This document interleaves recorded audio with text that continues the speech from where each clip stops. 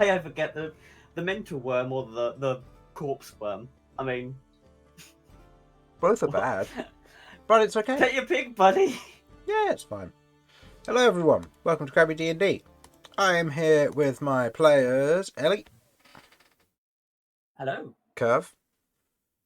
Hello. Mortar. Hello. And Vinny. Hello. And my mic isn't picking me up. Why are you misbehaving today? Pick me up properly. Have you fed it? Hmm? Have you fed it? The mic? Not today. You should dunk your mic in coffee. It'll wake it up. Yeah. Dump. Okay. That Dunk. will hopefully have dealt with it. Oh. If not, then I might cut out a little bit. So, possible disclaimer for the session today. Might have audio issues. If that ends up being the case, then hopefully they'll be solved by next episode. But we'll find out. Anyway. Hello, everyone. So. Yo. Glad to have you here. Now, a reminder as to that last session, our party of adventurers, Ellie, Kirv, Mortar, Romulus, and Vinny, had completed a ritual to enter into Vinny's mind, to confront the brainworm at its core. With equipment acquired, the party moved into the first segment of what was to come. One of Vinny's memories. The one, in fact, of his old crew's hideout. There they interacted with shards of the people that he once knew, and uncovered the way to leave and move on into the next segment. A golden bridge that lay before them, one from the spell and ritual that had been created. As they attempted to cross it, the creature, the worm, reacted. Noticing their presence and destroying the bridge, only 2 of the members failed to reach the other side, or get through the portal at least. As we begin with Ellie and Kirv being left behind as you fall into the void. Okay. The 2 of you feel the sudden change, shall we say, of the atmosphere around you. Where before you were in what can really only be described as darkness, with kind of a shimmering golden bridge and the presence of the worm and whatever flowed around you. Here you feel a much different atmosphere, something heavier, something almost muggier compared to what you were just dealing with. As you look around, you see one another in this moment. And Ellie, you look to Kirv, and Kirv looks to you. You watch as other members of your party begin to appear around you in this moment. As Ellie, you see them and you rush over to Romulus, wrapping your arms around him. As you almost feel him become soft in that moment, you pull away and pieces of him almost begin to pull away from him like strands of almost string cheese, as you watch as skin and fur cling to you, peeling away from Romulus in this moment. And as you pull back from him, you find yourself almost grappled to him in this moment. And Kirv, you see this as you watch as Romulus's form shifts and changes in this moment, as skin peels off and the corruption begins to seep from him in this moment, almost as if like he's melting. You watch as your other companions, Vinny, Mortar, and Kirv, all begin to suffer these similar symptoms. Skin and scale sloughing off of them and revealing this corrupted form beneath, eyes and teeth. And as Kirv, you're standing there, you look to Ellie and you see that she begins looking around, panicked by all of this. As you go to say something, you reach forward and you feel pieces of your own skin begin to fall away, a burning sensation beneath as the corruption begins to stretch through your skin, underneath it, weaving between your muscles, your sinew, and through your veins. You begin to feel this pain surge through you, and a heaviness reaches your wrists as you watch as two large chains rise from the darkness and wrap around the bone itself of your wrist as you are pulled down. And Ellie, as you begin to hear the sounds of shouting, you watch as the rest of your companions begin to transform. This horrifying image of corruption in this moment. And you see Kirv, corrupted, being dragged down to somewhere you know you'll never be able to reach her. As the chains pull, you attempt to reach out to Kirv to try and save her in this moment. But you're too late, as the maw of hell wraps around her, pulling her down. It is at this moment that the two of you are separated. And Ellie, you stand amongst corrupted beings of your friends, of your family. What do you do?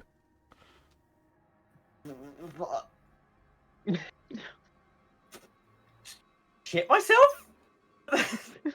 Okay, go ahead and make me a wisdom saving throw then. I'm not.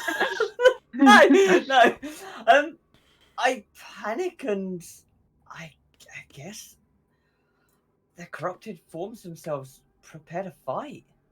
Okay. I know that when I've transformed, beating me out of it works. Okay. In this moment, you prepare to fight something you'd never wished you had to do.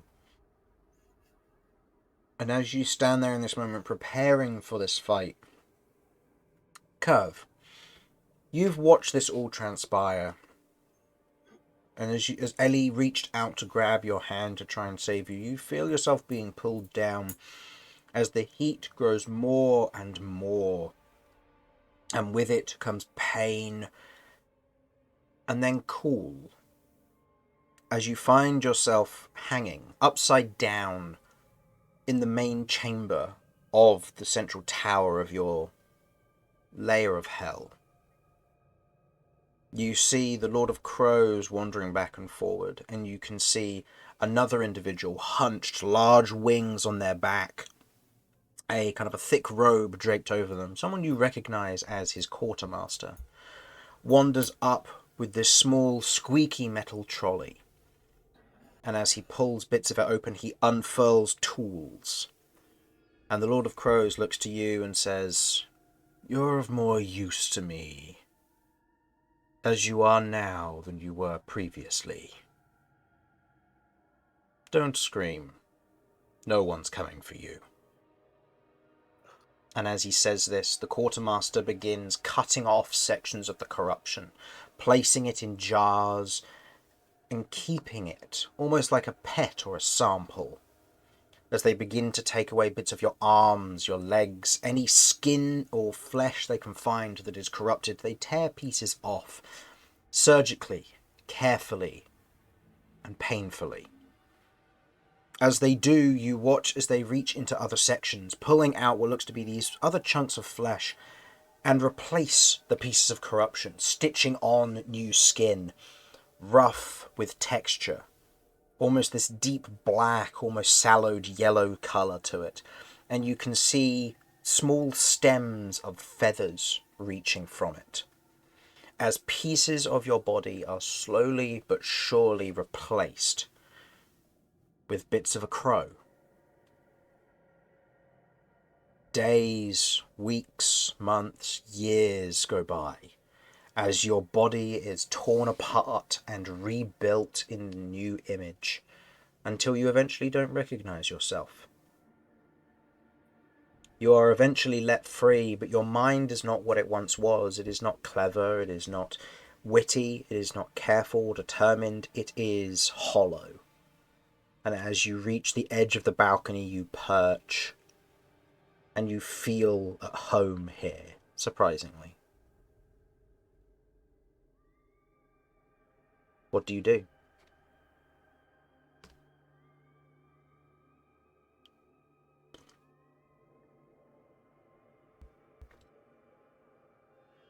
I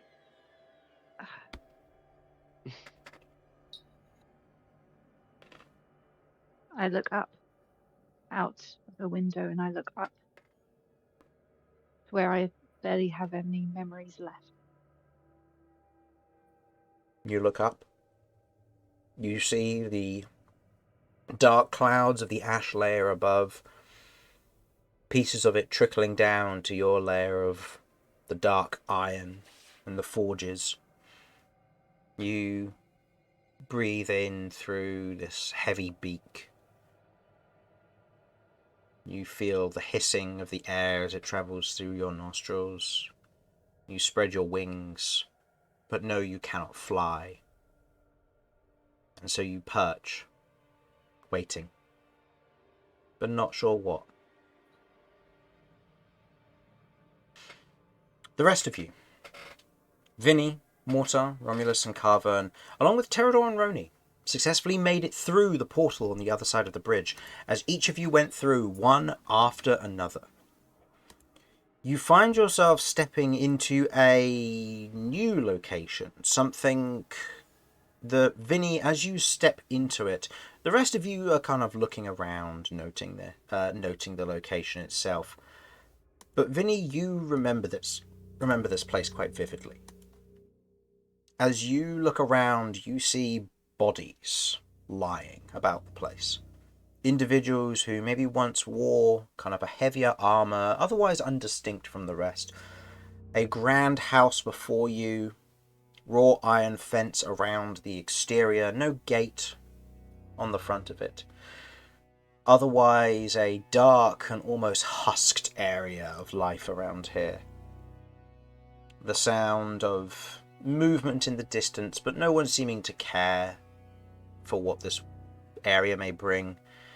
And on a nearby section, just off of where the grounds are, you see the hanging dead body of a young blue dragon. You breathe in through your nose and out through your mouth at the smell of the death in this area here. And Mortar, Romulus and Kirv, you all note this, looking about the area here and the atrocious nature of this. Vinny, you find yourself almost instinctively standing in a specific pose. You have Songwriter in one hand and Sundance in the other, almost standing in an instinctive aggressive pose, and as you look down, small drips of black ink, like blood from back then, dripping from your blade. You look around and can't see any others. A few robed figures off in the distance, and what looks to be a slight ledge nearby, where you can see two individuals stand. A cloaked individual wearing bright silver as it stands. The only thing you can make out is a grin upon their face, as Cassius slides a ring onto their finger. And as they take it and clench their fist, there's almost a moment of realization of exactly where you were, the exact moment where you were not too long ago, in fact. It's at this moment that there is a heavy weight as Ellie and Kirv appear, a small tear in reality almost pulling open as the two of them drop from a short distance in the air onto the muddy, blood-soaked earth nearby. Mortar runs over to Kirv.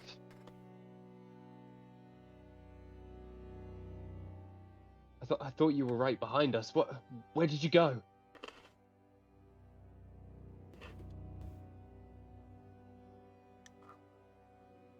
Is this real, Kirv?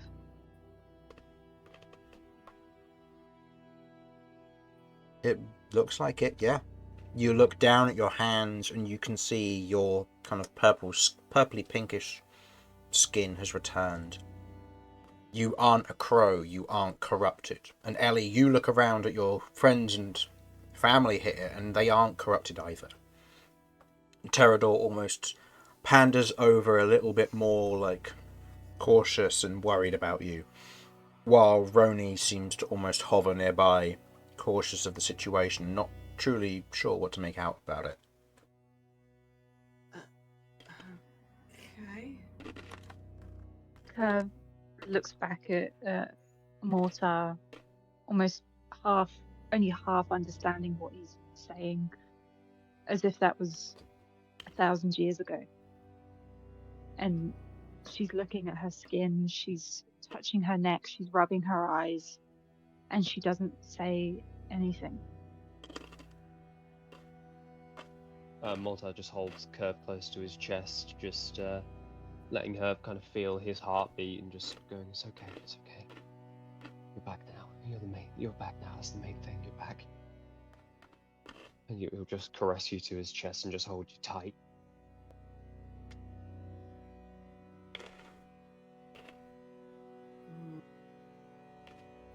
Ellie, are you alright? I'm gonna look. Does this look real, or is this like an illusion? I mean, I've just watched my friends turn to goopy slime monsters. Make me an investigation check. Okay. Are you gonna be nice today, Dice, or not? Okay, you're gonna be reasonable. You're gonna be reasonable. That's a 21. Very reasonable. The other piece of what you saw not too long ago seemed very real, but also very deeply embedded within you. And you saw Kirv get dragged off to hell, and yet here she is.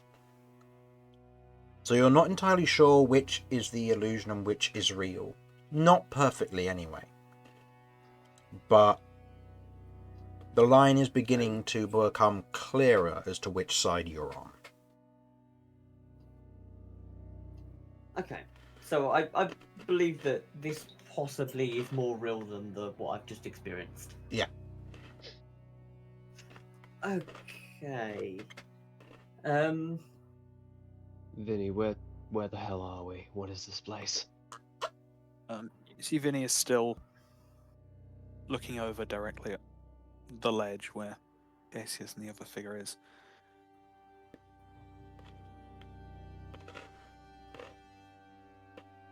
This is a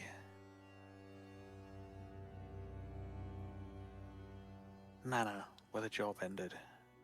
This is the first thing I can remember again.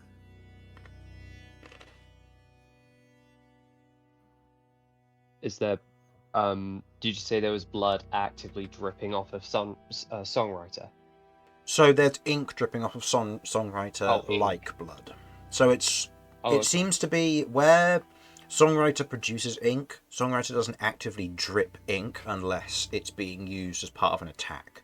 So it seems like it's kind of like a parody, almost. Yeah, it's recalling a bit of information, and almost as if it's acting on instinct that it has been used, even though it hasn't. Oh, I see.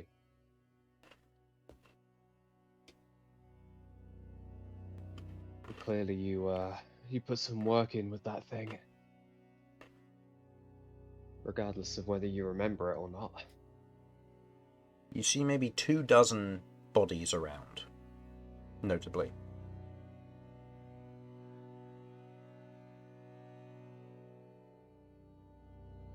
And this was all before you met us, then?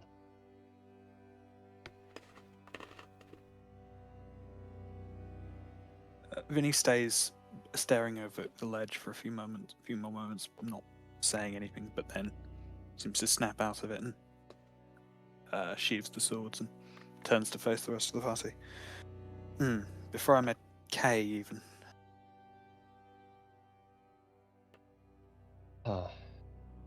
Mortar will take off his cloak and wrap it around Kirv just while she's getting her bearings, and just kind of stroke her cheek momentarily before standing and walking next to Vinny and taking a look out, seeing what he's looking at, and goes,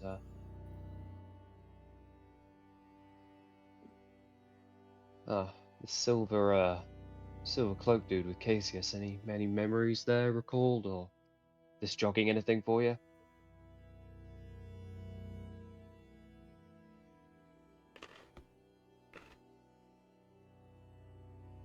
As you say that out loud, Mortar, kind of while Vinny searches for almost grappling with the answer as if it's there but not quite. This being an event that was so close to the beginning of his kind of re-entrance to his own life. Carvern steps up, kind of a warhammer held to the side, and looks about. This isn't quite the same. And the silver figure turns at that point with the ring in hand, and otherwise looks to each of you and stretches out a hand. How many of you are loyal to this cause? I know Cassius is. But how about the rest of you? Does this voice sound familiar at all? No. If anything, it sounds muffled, as if muted by whatever was being said. There is no tone. Like similarly kind of underwater? Yeah, exactly. Okay, cool. You can't Cool. distinct male or female in reply. Just voice.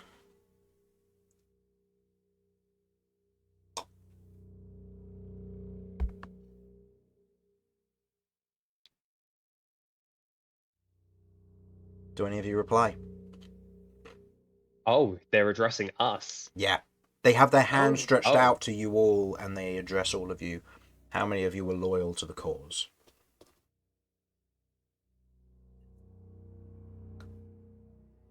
Mortar's hand is going to his gun. He's just waiting for the word.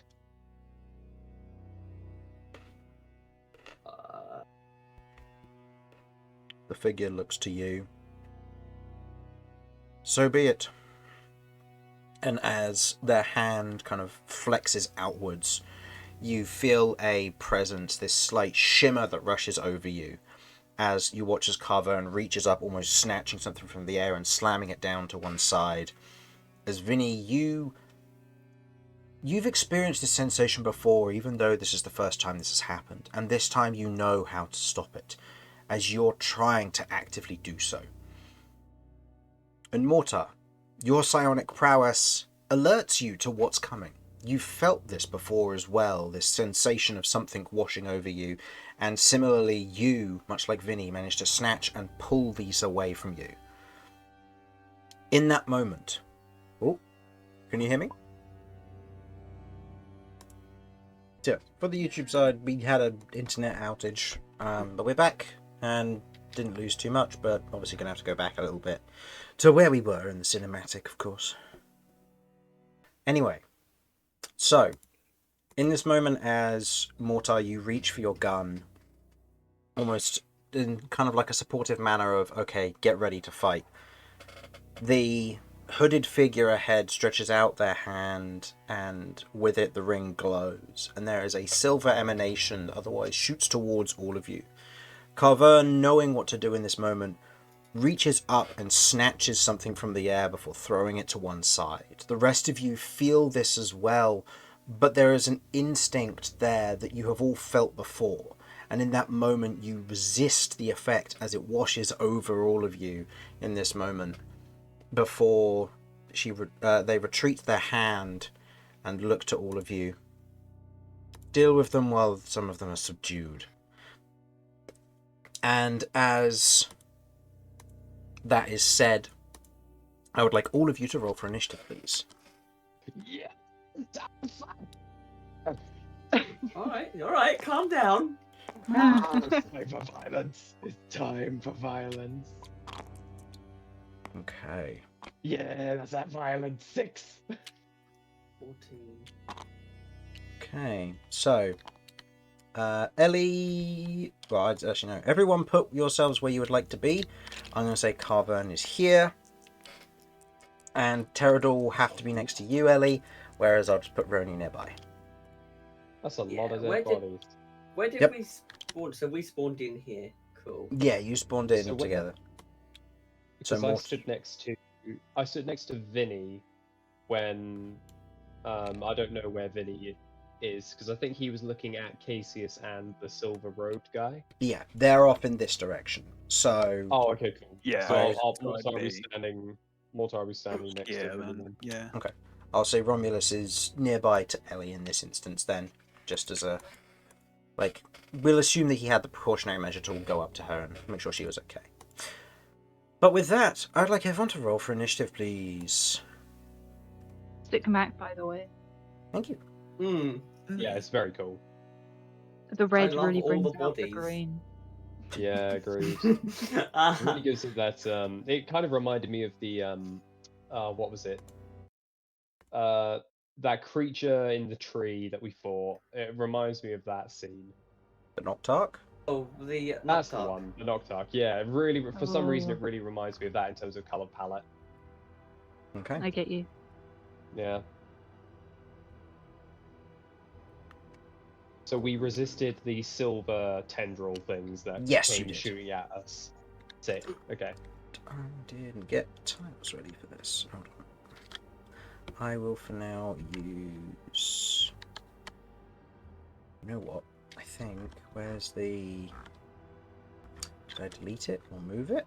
Where did it go? Oh, Chris, I don't think we sorted out the Mortar's other ability that he got at level 13. Oh, that's right. For now, assume that you have it. I've got to remember which one it is. Let me take a look. Hold on. That's all right. It was the one that gave advantage on the next save that somebody got. If it was... Oh, was it? It was like a Bastion or something. Something like that, yeah. Yeah. Let me take a look. Okay. So cover. Cerebral Bastion. That's the one.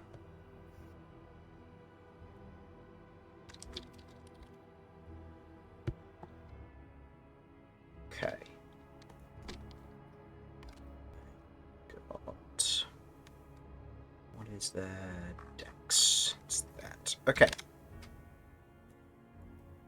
So. Oh, oops, no, don't delete them from the initiative. That's not how that works. So. 25 to 20. Oh, I need to roll for this. Or rather, 25 plus, sorry. 37. Okay, here we go. Fucking hell. Was that a nat 20? It was, yeah. Holy crap. Nice. Way to step Fucking up hell. there, Vinny. Way to step up. Alright. Does he just get an additional round? Honestly, yeah. Man's already moving before initiative was called. Apparently. Taking a league of his own. Man's a demon. Okay. So, Vinny first. 25 to 20. 20 to 15. 15 to 10. Oh no. I 14. got an 13. 11. 14. What did you get, Mortar and Kirv? 11. 13. Okay. 11. Romulus got a 9. Coven got a 7. And these guys got somewhere in between. Oh, we are so in trouble. So, Vinny. Okay. So, Vinny, you are first. By a mile. Yeah, first twice. Just Bite, yeah. Can we just halve your initiative score to make it closer to everyone else's? even halving it. He'd still be first. Yeah, he would still be first, but still. Anyway, Vinny so is literally the squirrel from over the hedge. Honestly. Yeah. I unfortunately can't No put one the give sound this effect. guy caffeine. I'm a crazy red squirrel. I want my cookies. Should just do it the organic way. I have them saved. The only disadvantage, Vinny, is you now have to figure out what you want to do. Yes, so we're in combat. Yes. Oh, against- right. What am I? Right. What Sorry. are we fighting? Correct. That is a good. That is Our that inner is demons. that is very astute of you. As you watch as 3 silver cloaked individuals begin to walk kind of towards your group as they expect you to be a little subdued. Been a long time coming.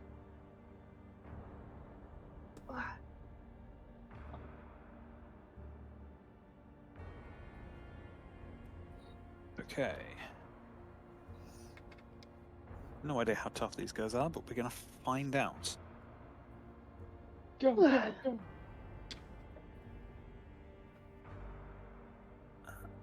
Oh, this is gonna be sick. Over here, as Mm-hmm. the moment these people approach. Yeah, they seem almost shocked as with almost a very much preparedness you step forward, weapons drawn in the exact same motion as you step into range with one of them.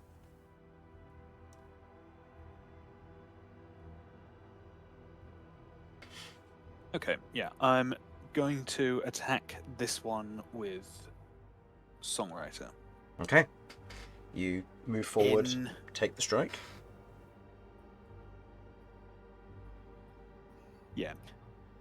In case it is relevant, which I couldn't imagine it would be, but Mm-hmm. see, I'm going to attempt to be doing subdual damage on this. Okay.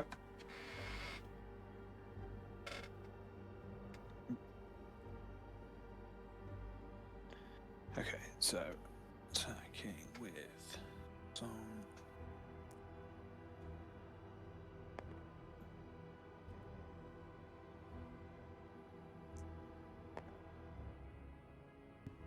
Mm. Yeah, that's a good sound. No other enemies nearby to me, so sneak attack does apply. Mm-hmm.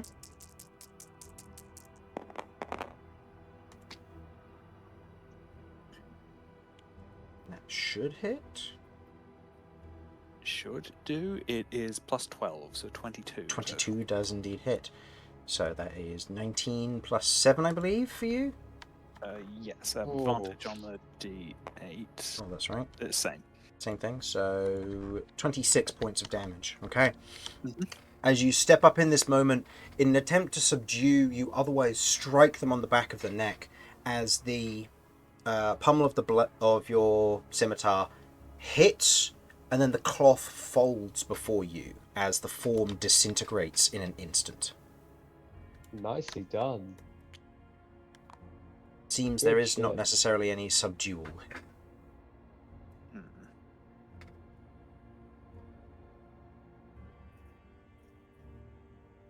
I'm sensing glass Okay. cannon energy. Yeah. Yeah. Right. How far do I move? 20 feet? Okay. Mhm. Yeah. Don't really use the last 10 feet of my movement to go here Okay. and attempt to repeat that with Sundance. Go for it. This time just trying to taking a quick double step forward and trying to slash through the center of its form. Okay, go for it.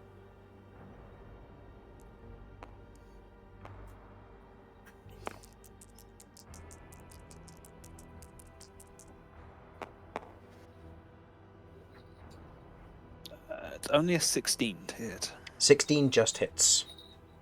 Ooh, good shit. Advantage and there we go. That's better. Okay. That's 13 damage. Okay. This one takes the 13 damage as the blade cuts through it. You watch as where you cut, the robe otherwise severs in that place, and you see almost this roiling mass of smoke beneath, as if you never really knew what exactly you're striking. As you take this strike with the blade, you see the form react, but not dissipate. It seems that they have a little bit of health, but not a lot. It is, however, at this moment, though I assume that's the end of your turn?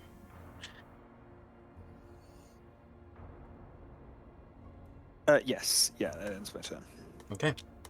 It is, however, at this moment that you notice, as it moves to the Lair's Go, you hear a voice say, "It seems we're missing Numbers and Marla.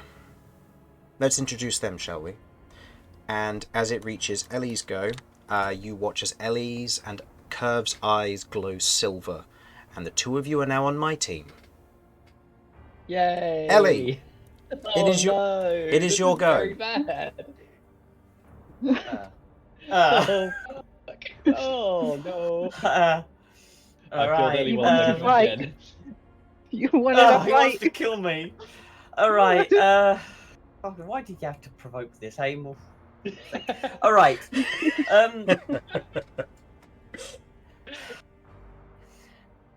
How how is it? How do people feel? Well, Chris, how do you feel about me? Accidentally, maybe, possibly killing these two guys too. I don't care. They were the distraction from you guys. Oh, that's not fun. All right. Can That's I why have you forgot to put them down. Oh, can I have? Shh! Don't call me out like Can I that. have a 20-foot radius? You may indeed. So that's a 10. Oh, fuck me. It literally does just hit everyone. Yeah, it Okay. does. Look at that. Cool. I need Look at everyone that. to make a dex save of 19. I don't wanna. Okay. Oh no. So Vinny, Mortar, Carvern, and Romulus all roll Come on. this. Romulus and Carvern have That's it, advantage. you beautiful bastard. Mm-hmm. So let's roll for the apparitions first. No. And what's the DC? 19. 19. The one that's damaged just makes it. Alright. Now for Carvern, who has advantage because of her danger sense. She makes it on a 26. Perfect. And Romulus also has advantage from danger sense. That probably won't do it though, as Romulus only got a 14. So, what's going on here? Okay, so everyone that failed takes a 1d4 penalty to attacks, ability, and save throws until they use an action to remove the shrapnel, and they take 5d10 piercing damage, and those that succeeded take half the damage. Okay, 5d10. Does Vinny have evasion at this point? That's 33. Leave. Yeah.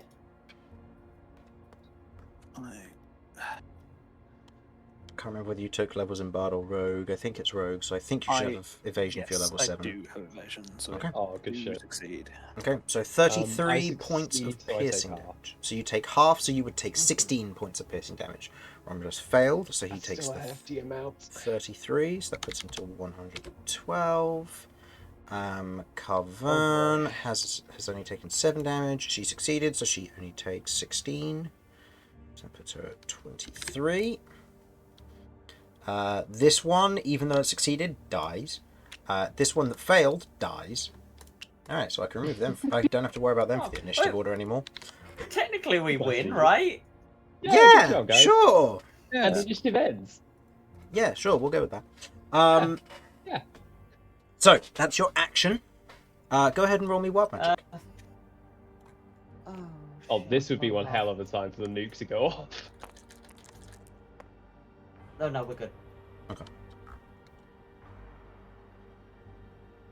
Okay, then I don't have anything for my bonus action. Pterodor's here. Yeah. I still technically have fly. Vinny, did you fail, or...?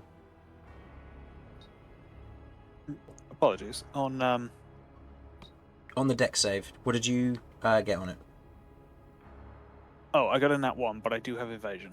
Okay, so you still have the So I should shrapnel still in take you, half it's damage. just half damage. Okay. Cool, just so I knew who to note with who had shrapnel in them. Yeah, that'll end my turn. Yeah, that'll end my turn. And I'm Okay. concentrating, Chris, just, I've got fly up still. Okay, so with that, Kirv, it's your go, and you're on my team. What would you like to do? Oh, no. So Kirv, I imagine, still wrapped in Mortar's jacket or Yeah. cloak, or was it? In its cloak, yeah. Her eyes turn from gold to silver, and in this cold, unfeeling way, just rips this coat away from her as if it was holding her back. She lifts her scythe and, almost like a staff, jams it to the ground Oh, and no. commit and casts darkness on the scythe. Mortar Okay. is going to use his reaction because he doesn't want that to happen because that puts us at a big disadvantage. He is going to use Mind Crackle to counterspell the effect. Target takes a d4 psychic. I know you're resistant, but it's what I have. You may roll 1d20 plus your spell casting ability modifier against the DC equal to 10 plus the spell's level. So darkness is a level 2 spell. But I Second believe level, yeah. it gets. Does it get upcast for you, Kirv, or were you using Paladin slot points? It doesn't show that I can upcast it. So did you spend the spell points, or did you use a Warlock slot? I would happily spell do the Paladin points. Okay, so in which case then yes, it is second level. So DC is 12. Go ahead and roll Mortar. I believe for you it'll be... What do they use? It's Hold on. Wisdom, isn't it? For me, it's Wisdom, yes. Yeah. But I'm going to be using 9 Void Charges here. Mm-hmm. Because this is a... Man, I hate to do this to Kirv, but I need to shut Kirv down because Kirv is too powerful. Sorry, hold on. So 9 plus deal. Yeah, okay. So I think I deal the damage first based on the Yep. based on the wording. Okay. 9d4. So I've got 4 here, 5, 6, 7. I just need 2 more. Thank you very much. Oh, hold on. Let me move these. So that is 28 half to 14 for you, Kirv. So you take 14 points of psychic damage. And then Mortar will roll a counter spell. That succeeds. Yeah, I succeed. I got a 13 on the die, so the spell fizzles. Okay, no darkness. And also, because I used 9 void charges, I deal additional damage to the target equal to the spell's level, so you take an additional 2 points of damage, half it to 1 presumably. Yep. Is it psychic? Yeah. Okay, so Yeah. negative Yeah, 1? it would be psychic again. Yeah. Yep. So just the 1 extra damage. Good lord. And I believe you also need to make me a Wisdom saving throw to see if you are frightened, Kirv. Oh. Because of I your think I other have feature, do I have Mortar. advantage on? I think I have advantage against being frightened. Yes, you do. You do, yes. So what's your spell save DC? Oh, yeah, that's right. Mortar's is, I believe it's 18. Let me just double check that though. 18, I'd be yes. surprised. What's your plus to your if it Wisdom is. here, Kirv? Is this a saving throw? Yep. Plus 13. So Fucking hell. with a 24, you are not frightened of Mortar in this moment as your action has been cancelled. But this does now make you a little bit more knowledgeable about who you should maybe go after first. Hey! Hey, girl! You still have a bonus action if you want to Hexblade's Curse him. Yes. Oh fuck, I could. But is Second Wind a bonus action? I can't remember. It is. It is, but I think... Because I could do with a bit of healing. But okay. Or you could be mean. We were all out. If we're all out, we're just gonna. That's understandable. Oh my god. Okay, I give Mortar the evilest look, and I point, and cast Hexblade's Curse. Okay. Mortar just narrows his eyes in response, like, oh, fuck. Okay. With that, Mortar, it's now your turn. Well, now You've moved me Kirv is... forward. Yeah, I moved you forward. I have to be next to the person to do the curse? No, but it means that now if he tries to run away, then you get to make an opportunity attack. Okay, that's fair. Oh, this I is mean, it's not, problematic. but okay. I'm in melee with the Paladin. Not ideal. This But- is not What do you good mean? for You me love at melee? all. I love melee. This is what I'm all about. Okay, okay. I think Mortar. No, Romulus is within range, and I can't really afford to damage him because he's not raging or anything, is he? Nope. He hasn't had a turn yet. Okay. I think. Yeah, Mortar doesn't really have much in the way of time to react as Kirv kind of like charges at him, so he's going to bonus action sidestep, teleporting, firing his weapon and teleporting to a point where the bullet kind of lands. So he teleports over here. Actually, how high is this wall, out of curiosity? I'd say it's probably only like 5 to 8 feet tall, but it is spiked at the top. Perfect. Mortar will teleport. Oh no, I can't see behind there. So Mortar will teleport back here. Just kind of getting away from Kirv's range. As he somersault lands, he spins the chamber of Black Scorpion, levels it at Kirv, and he can't believe he's doing this, but he is going to. Actually, I think he levels the weapon at Kirv, can't do it, and instead turns his weapon on Ellie, and is going to open fire on Ellie. Go ahead. Fuck! Make me an attack roll. Fucking hell. Mortar is going to be sinking a lot of things into this. Bro wants me dead! Again! I want to get Ellie out of the fight because Ellie's problematic because those AoEs are brutal and they're going to keep whittling me down. So, yeah, let's do it. Fuck it, let's go. Mortar's going to open fire with Black Scorpion. That's a 14 plus. I think it's plus 11 for me.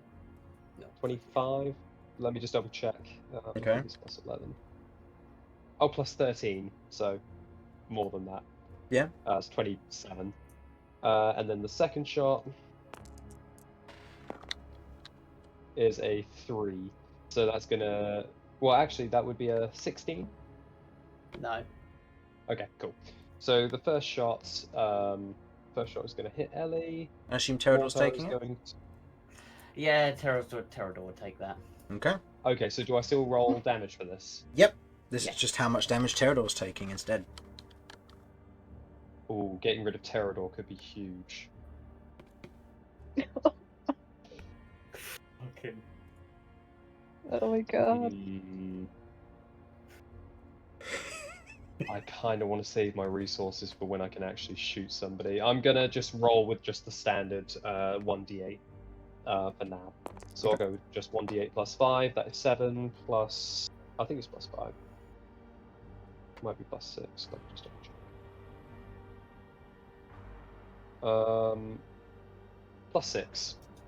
Okay. So 13 damage, 13 psychic damage to Pterodor. Pterodor. Okay.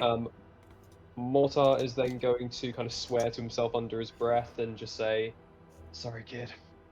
And he's going to weapon frenzy. He's going to keep shooting at Ellie. Okay. 2 more shots. 2 more shots.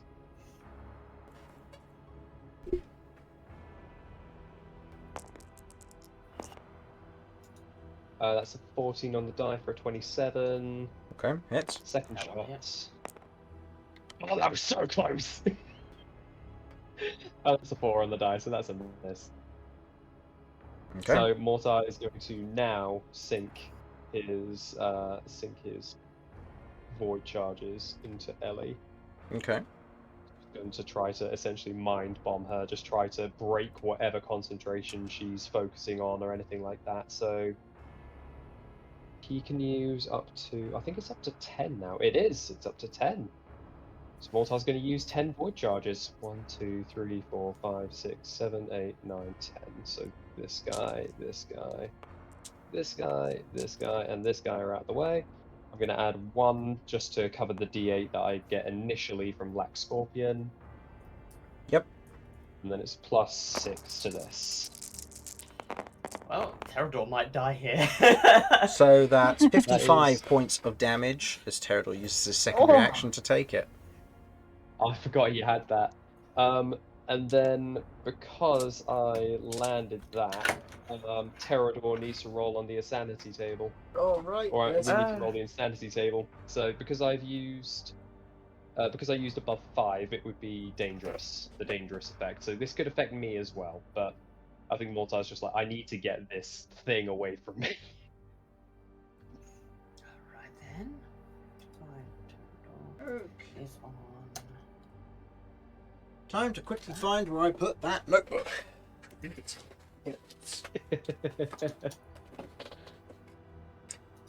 Yeah, because I filled this notebook over. I feel like- I haven't actually filled it up with, or filled up my new ones with stuff. Hold on. I feel like this is going to be a situation where Mortar can't hurt Kirv, so he'll go after Ellie, and then Yeah, Romulus can't hurt Ellie, so he's going to go after Kirv. yeah, I think you're right. I think you're absolutely right. I love, and no one's tried talking us round. Just shut up.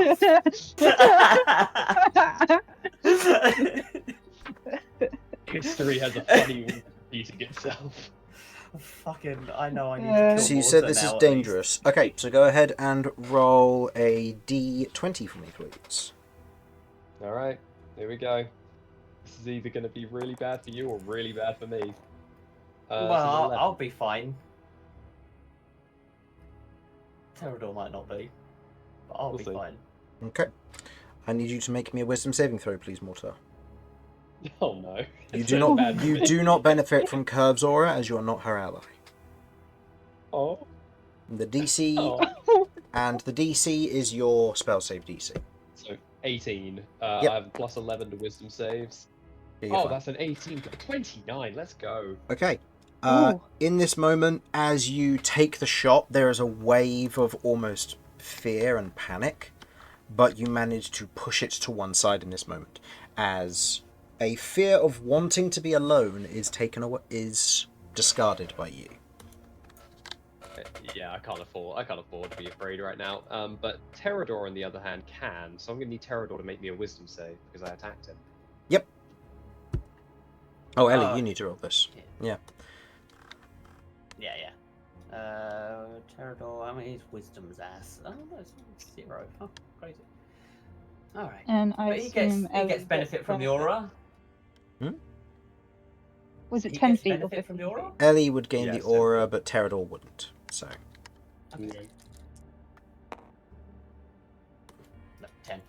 10. Okay. So, They are yeah, frightened of Mortar and cannot approach him. and Something the good effect of anyway. the insanity as well also takes hold on Terrador as part of this. So Terrador is now wanting to be alone. So Terrador will do his best to be not adjacent to any creatures at the start of his next turn. So, Ellie, when your Oh, turn jeez. begins, Terrador will move as far away as possible from all active members of the combat. And then the effect ends. So effectively it's a one-time use command. Yeah. I will take it. That's the end of my turn. Okay. End of your go, it is Romulus's go. Romulus, I think in this moment, as he begins to rage at what's happening, he looks to you, Mortar, he looks to Ellie. And I think unless Vinny or Mortar, you have any objections to it, he is going to not take any swings at Ellie and is instead going to go after Kirv. I think Mortar completely agrees with that because he can't attack Kirv. He can't bring himself to do it. So he's like, I will take out Ellie if you can take out Kirv. Okay. Romulus is going to bonus action rage and is going to... Yeah, he's going to reckless. This is what he'd do. He now has stagger back. Oh, I would like to believe that Romulus would do subdue damage, though. Oh, being a yeah. member of the party. Yeah, Right, okay. of course, of course. I'm the I only one definitely that's actually hadn't gonna die to forgotten bullets. that might be something to be considering. Okay, that is a 29 to hit you, Kirv. And Or that does Yeah. 18 points of slashing damage. Oh, that's- 18. Okay. Oh, that's right, he has Great Weapon Master. I'll have him do Great Weapon Master now. This is something that I completely Okay. forgot about. Oh, he gets to re-roll the 1 and 2. I forgot that's a thing. It's still 18. Okay. And then the second attack with Great Weapon Master, that is 24 minus 5, 19. Does that hit? I think I'm going to reaction shield Okay. to add So- 5 to my AC so that it doesn't hit. Okay. You reaction, negate the attack. Okay. Oh no, I hear a mortar up to something. No, I can't do that. No, I was going to try to counterspell you again. I mean, you have your But no, I feel reaction. kind of ganged up on. Yes, but I don't have the amount of void charges needed. That was Oh, I see. Okay. yeah. So I was like, "Ooh, nope. Okay. That is Romulus's go. He shouts something to tell Kirv and Ellie to stop, but doesn't dedicate his turn to it. Yes. No, don't worry. I realise I can't do that. Does Romulus take any damage from the strikes?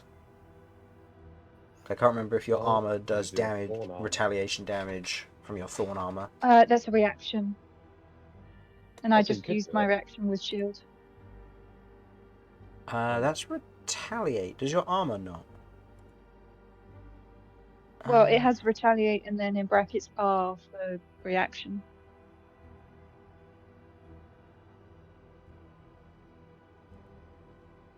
R for redonkulous. Huh, okay. I thought your armor had a special effect, but I guess we either didn't write it in or wait, we no, scrapped it for something else.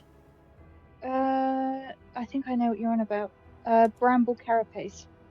Hmm. Yes, that's a different thing to retaliate. We're taking an attack from the target in melee, deal piercing damage back to them equal to my proficiency bonus 5. Okay. So Romulus would take 5 points of damage, halved to 2. Okay. So Romulus is now on 110 health. A mighty hit. Hell yeah. Hey, it's something. Okay, with that, it's now Carvern's go. Carvern looks to you, Vinny, in almost like a confused manner of what's going on. Oh, did a 19 just hit, by the way?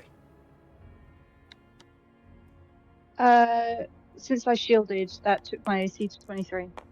So here's something I forgot. He currently has the shrapnel in him, which means that was actually a 15 to hit because he had a minus D4. Oh, So shit, yeah. Don't burn Oh, the. shit. So don't worry about the shield. So if Yeah. you wanted to do the other thing you were saying about, Okay. Oh no. Take away the 10. Attack. Miss. So that would have been a miss. So yeah. Yep. I get to attack back. okay, as he makes a wild swing against you in this moment, you attack back. Go ahead and roll me that attack roll. And with advantage because he reckless.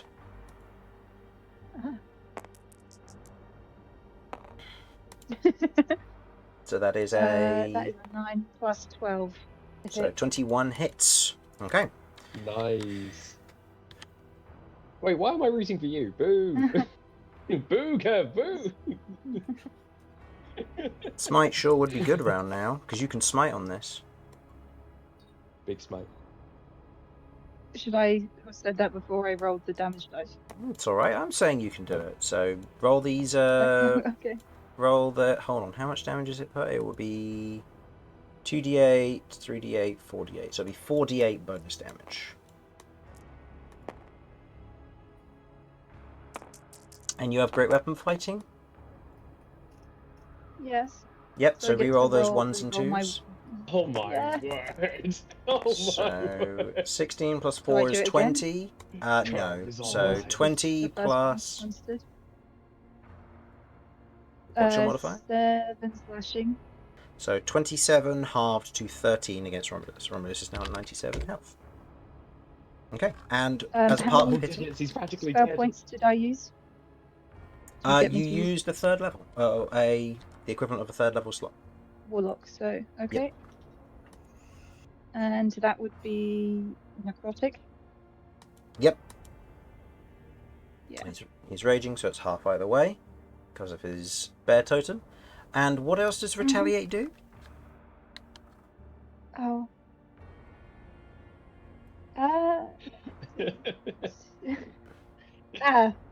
Yeah, that's yeah. On hit, they are When stunned an and enemy prone. misses, yeah, Oh fuck! Oh god. Oh, until they save fuck. against it, which is a Oh Constitution save. no! Yep, Oh no! which is made at the start of You're- each of their turns. So, in You're this worried about Yeah. Ellie.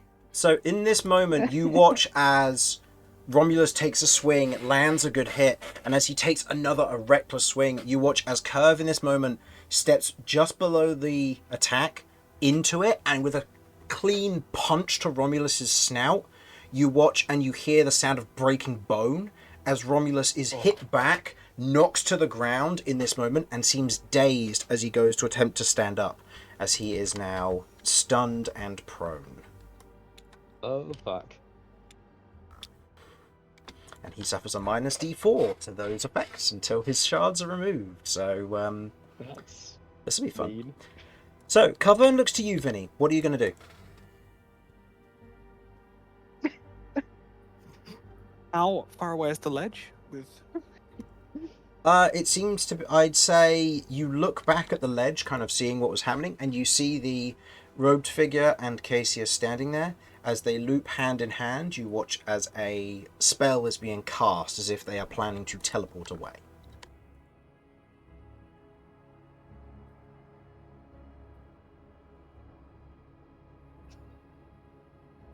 Damn.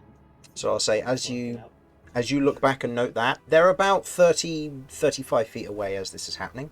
Cavern, kind of not really knowing the instruction on what to do, is going to rush over, intercept between Kirv and Mortar, and is going to take a swing with with two swings of the Warhammer against you, and is going to also rage as their bonus action to put them in a position where they don't have to worry about taking as much damage. And it also sets up their ancestors' protection. So,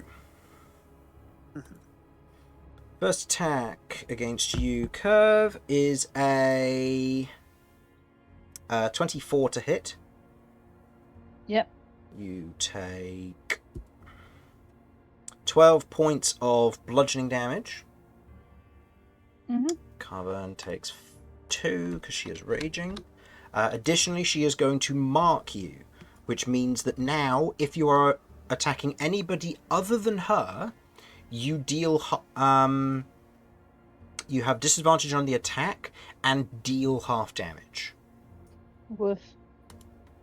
Interesting. So you now need to start hitting Cavern.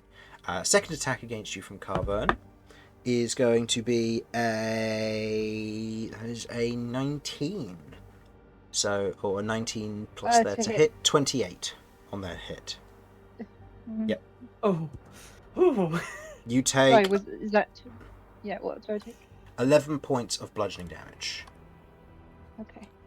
They take For another the 2. record, Kirv is looking quite bloodied. That's all right. And that is Shut the up. end of Cavern's go. Vinny, you're up.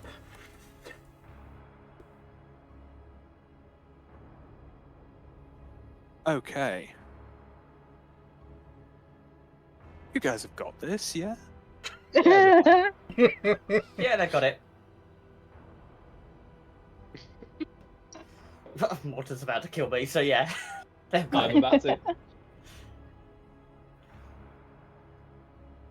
Okay. Okay, brilliant.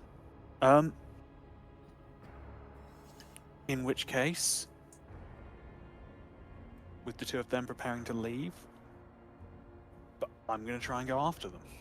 Yes! Okay. Yes! Okay. As Do it! I will say at the top of the round, just to, because I feel like it's only fair to do this rather than have a gotcha moment, you watch as the teleport spell completes and a shimmering portal, much like the one that you used to get into this vision, is left behind. It seems that that is the way forward.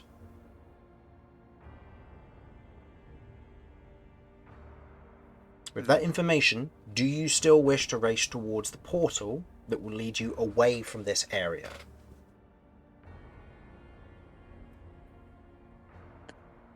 No. What I was hoping to do was, where their hands were clasped together, slash at that, try and either disrupt the spell or sever the finger that was holding the ring. Mm-hmm. In this instance, then,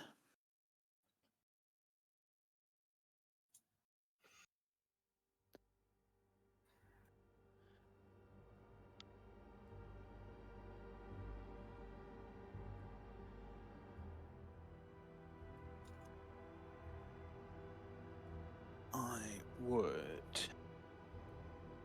Sorry. Okay, lesser restoration does not work on stunned, unfortunately. I don't know if this will work or not, but I would like to try and cast Dispel Magic on Kirv. Good shit. Okay. You go and try and cast a spell magic. As you begin the incantation for this, you watch as the wave of Dispel Magic otherwise coasts towards Kirv, and as it hits, you watch as Kirv's skin peels away, and you see a silver amalgam beneath. Yeah. Kirv, Okay. where would the real you like to drop into this combat? Fuck!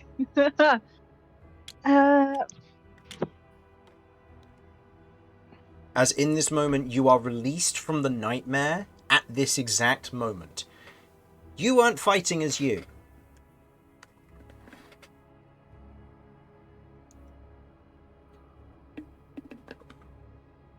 Oh, now I get to go to your character sheet and restore your old temporary layout. I think, in case you guys have better ideas, I think quite close to Ellie might be good. Okay. Yeah, great idea.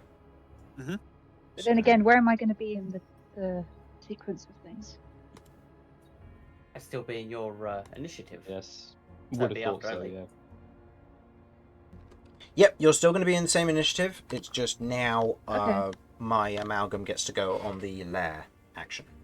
So as a note, your overlay temp has been reaffirmed. You have not spent any spell points. You have not lost any health. Awesome. Happy days. Thank you. With that now in mind, Ellie, when it gets to your next turn, I will be dropping you in.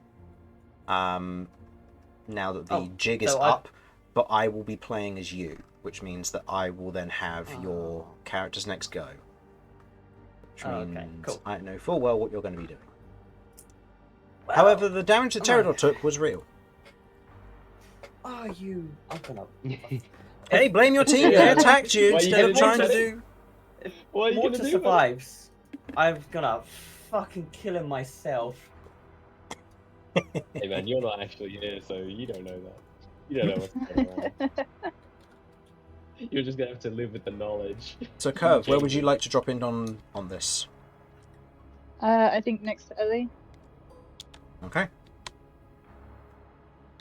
So, I would like you to go ahead and make me an investigation check.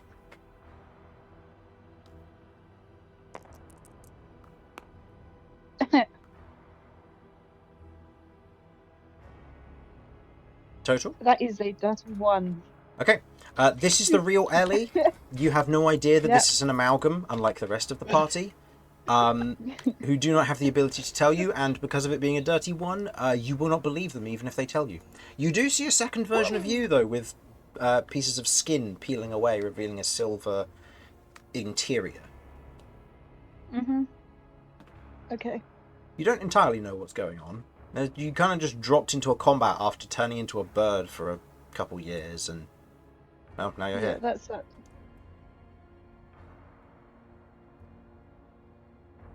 So, Vinny, good job. You have revealed the jig.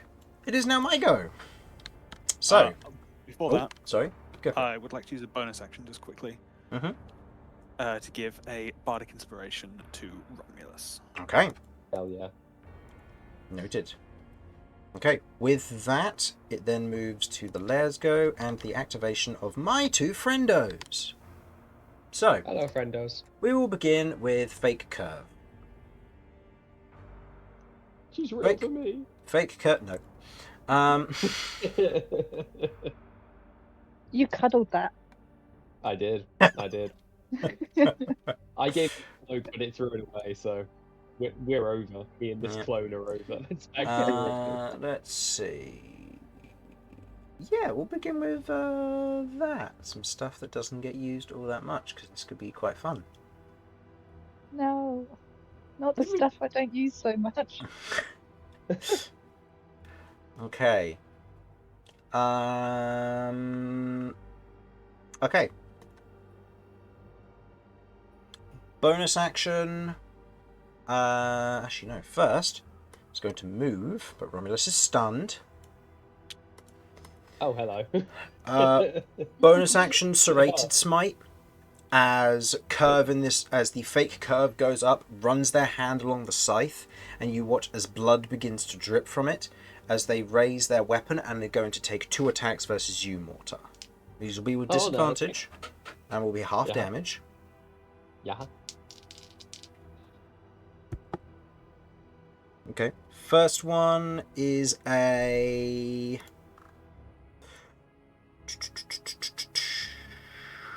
29 to hit. Hit. Okay, I'm then going to put another Warlock spell slot into the Smite. Plus we have Serrated Smite, which was a first level, which does a bonus 2d6. So I just roll these dice twice. Rerolling 1s and 2s. So we're looking at...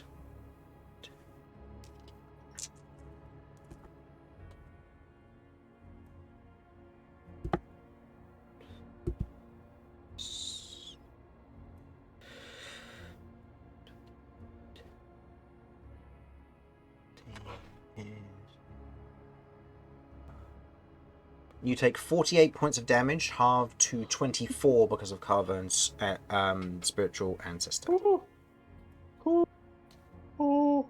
That's not good. Additionally, you are bleeding, and at the start of each of your turns, you will take You will take 1d6 damage until you succeed a medicine check against a DC of 19.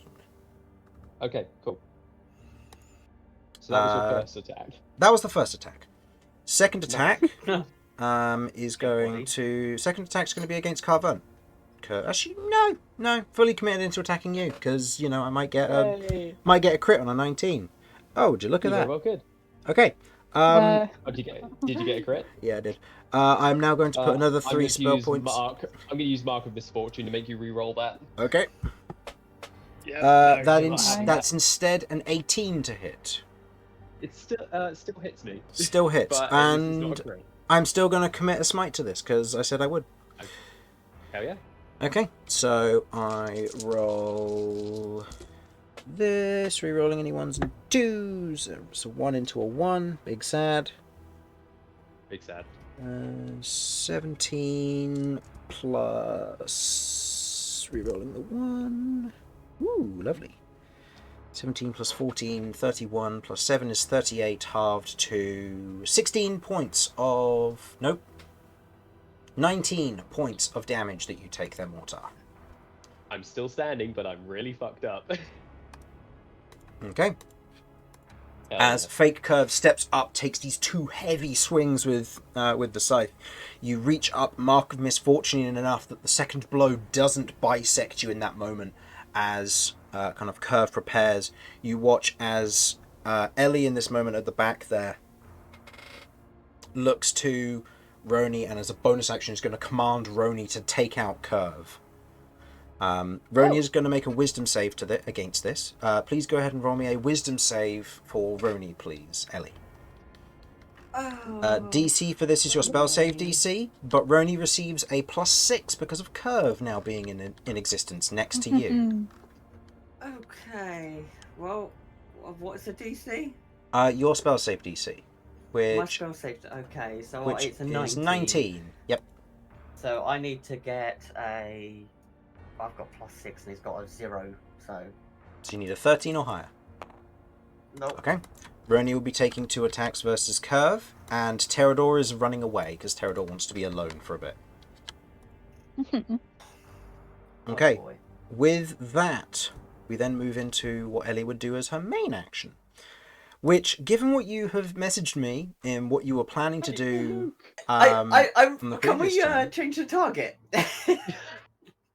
can we change the target to Romulus? In fairness, Ellie's really pissed off with Mortar. It's understandable, Hey, but buddy. it might be overkill. Hey, buddy. Nah, it seems more fun because you'll have no idea what's going to happen here. Agreed. Let's do it. As Ellie tears a black page from the book Oh, and you casts bitch. it. I take it back. This isn't fun. This isn't fun anymore. I'm This dying. isn't fun. I'm going home. In my defense, I decreed this before I found out this wasn't actually Ellie. Okay, Jamie. Okay. Mm-hmm. Okay, time to go and find my personal notes on what this black page does. As Power word kill. Just straight away. Well, first things first, Yeah, I'm going to yeah. have all of this rolled above board. So, Ellie, if you'd be so kind as to roll me a Sweet. d10. Green one, right? Yep. It kills. That's oh shit. That's an 8th really level high spell. level. Yeah. So, be fine. Oh no. Go ahead and roll me. Oh, that's not the right document. Hold on. Picked on the caster. This is what I get. Black page. Is it in here? I wanted to scare him, not obliterate the poor guy. I mean, it would scare me to be obliterated. Yeah. You And did for you shoot to actually Terador. follow through. I did. I shot him very well. You did something like 70, nearly 80 damage to him. Honestly, I've never been more proud.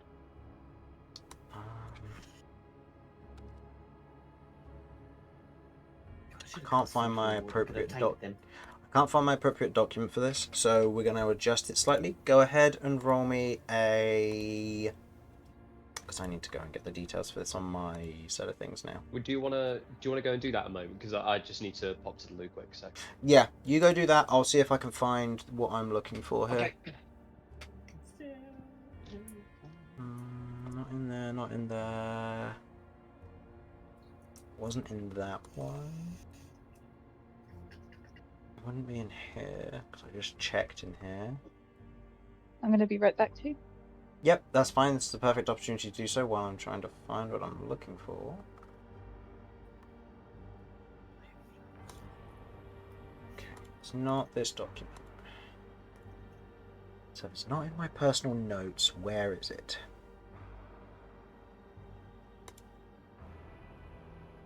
Just search the entire file of Ellie. Black page. I used to have. I think I used to have something like that, but I can't remember where. Coven scales. Would it be in the same place as you did the wild magic stuff? Maybe. I mean, arguably, you could just choose a 8th level spell that you feel would be appropriate to be on the black page. Yeah, that's That's true. always an option in case you can't find it.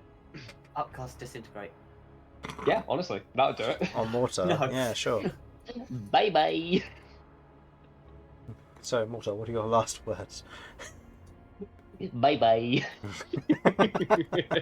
Yeah. Please don't cast disintegrate inside my brain. Thank you. Yeah, no. Please and No. thank Well, you. it's fine. So, it's fine so long as it hits Mortar. So long as it hits something, it's fine. The problem is if it doesn't. If it misfires, then you're in trouble. Vinny wakes up with the effects of feeble mind. That's okay. I wasn't using my frontal lobe anyway. Who needs it? I'd like to imagine our physical bodies are currently like being defended. There's some horrific creature about to go kill like Vinny or something. That just a disintegrate blast out the front of his head and kills it. Yeah, honestly. It failed its What own. was that? I mean, Ellie was fighting the real battle, the one we couldn't see. Mm-hmm.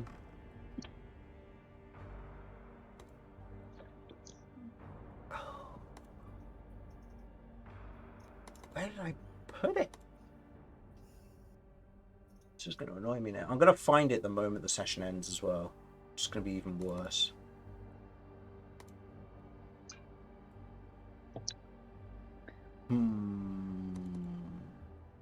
Let me check what you said though, the wild magic thing, see if I put it in here. Table of contents? No, that's just the wild magic table. It's specifically just the wild magic table. Okay. Is it in here?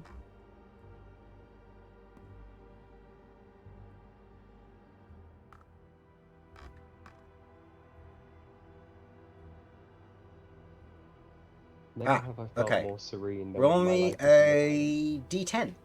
Second one. I found A it. D10. What, me roll a D10 or? This will be Ellie. Rolls a d10. Okay, cool. 1. A Hopefully 1. that's good. Okay. It usually Um, isn't in D&D. I No. need. It's a cantrip of 8th level. So Ooh. no, a 1 makes it one of my custom, or made it one of my custom spells. So I now Oh. need to go and find. Bollocks. Is it a good custom or a bad custom? Well, it's like I think it's to my recollection, it might be the spell Titty Twister. Have I just summoned Cthulhu? No, Please, you please haven't. don't go What's everyone's max HP? What? through. Oh no! Does Oh. mine included? No, you're immune to the effect as you're the caster. 113. 113. 113 is my maximum. Yeah. 103. Okay. 115 for Vinny. Okay, and Romulus's is 157, and Carvern's is 123. Okay. So.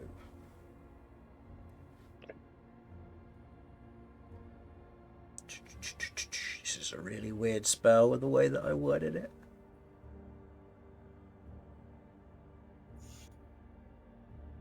Okay. So, the lowest in your party is... Whose was the lowest? Was it Kirv's or was it... It'd be Ellie. Oh no, yeah, it'd be No, I'm immune. 105. 103, yeah, apparently I'm the lowest. I didn't realise that. Okay. That's wild. Why am I on the front lines? Fucking hell. So, 103. Yeah, Vinny, yeah. yours was 115. 15. Yeah. Yeah, you've just been rolling really well on your ones, haven't you? Yeah. It's fucked up, honestly. yeah. So, 103 is your height, is your lowest. I would like everyone to make me a Constitution saving throw, please. Oh dear. Oh dear. Your total Constitution saving throw amongst all party members must equal 103. And if it doesn't? Okay. All right. We'll get to that.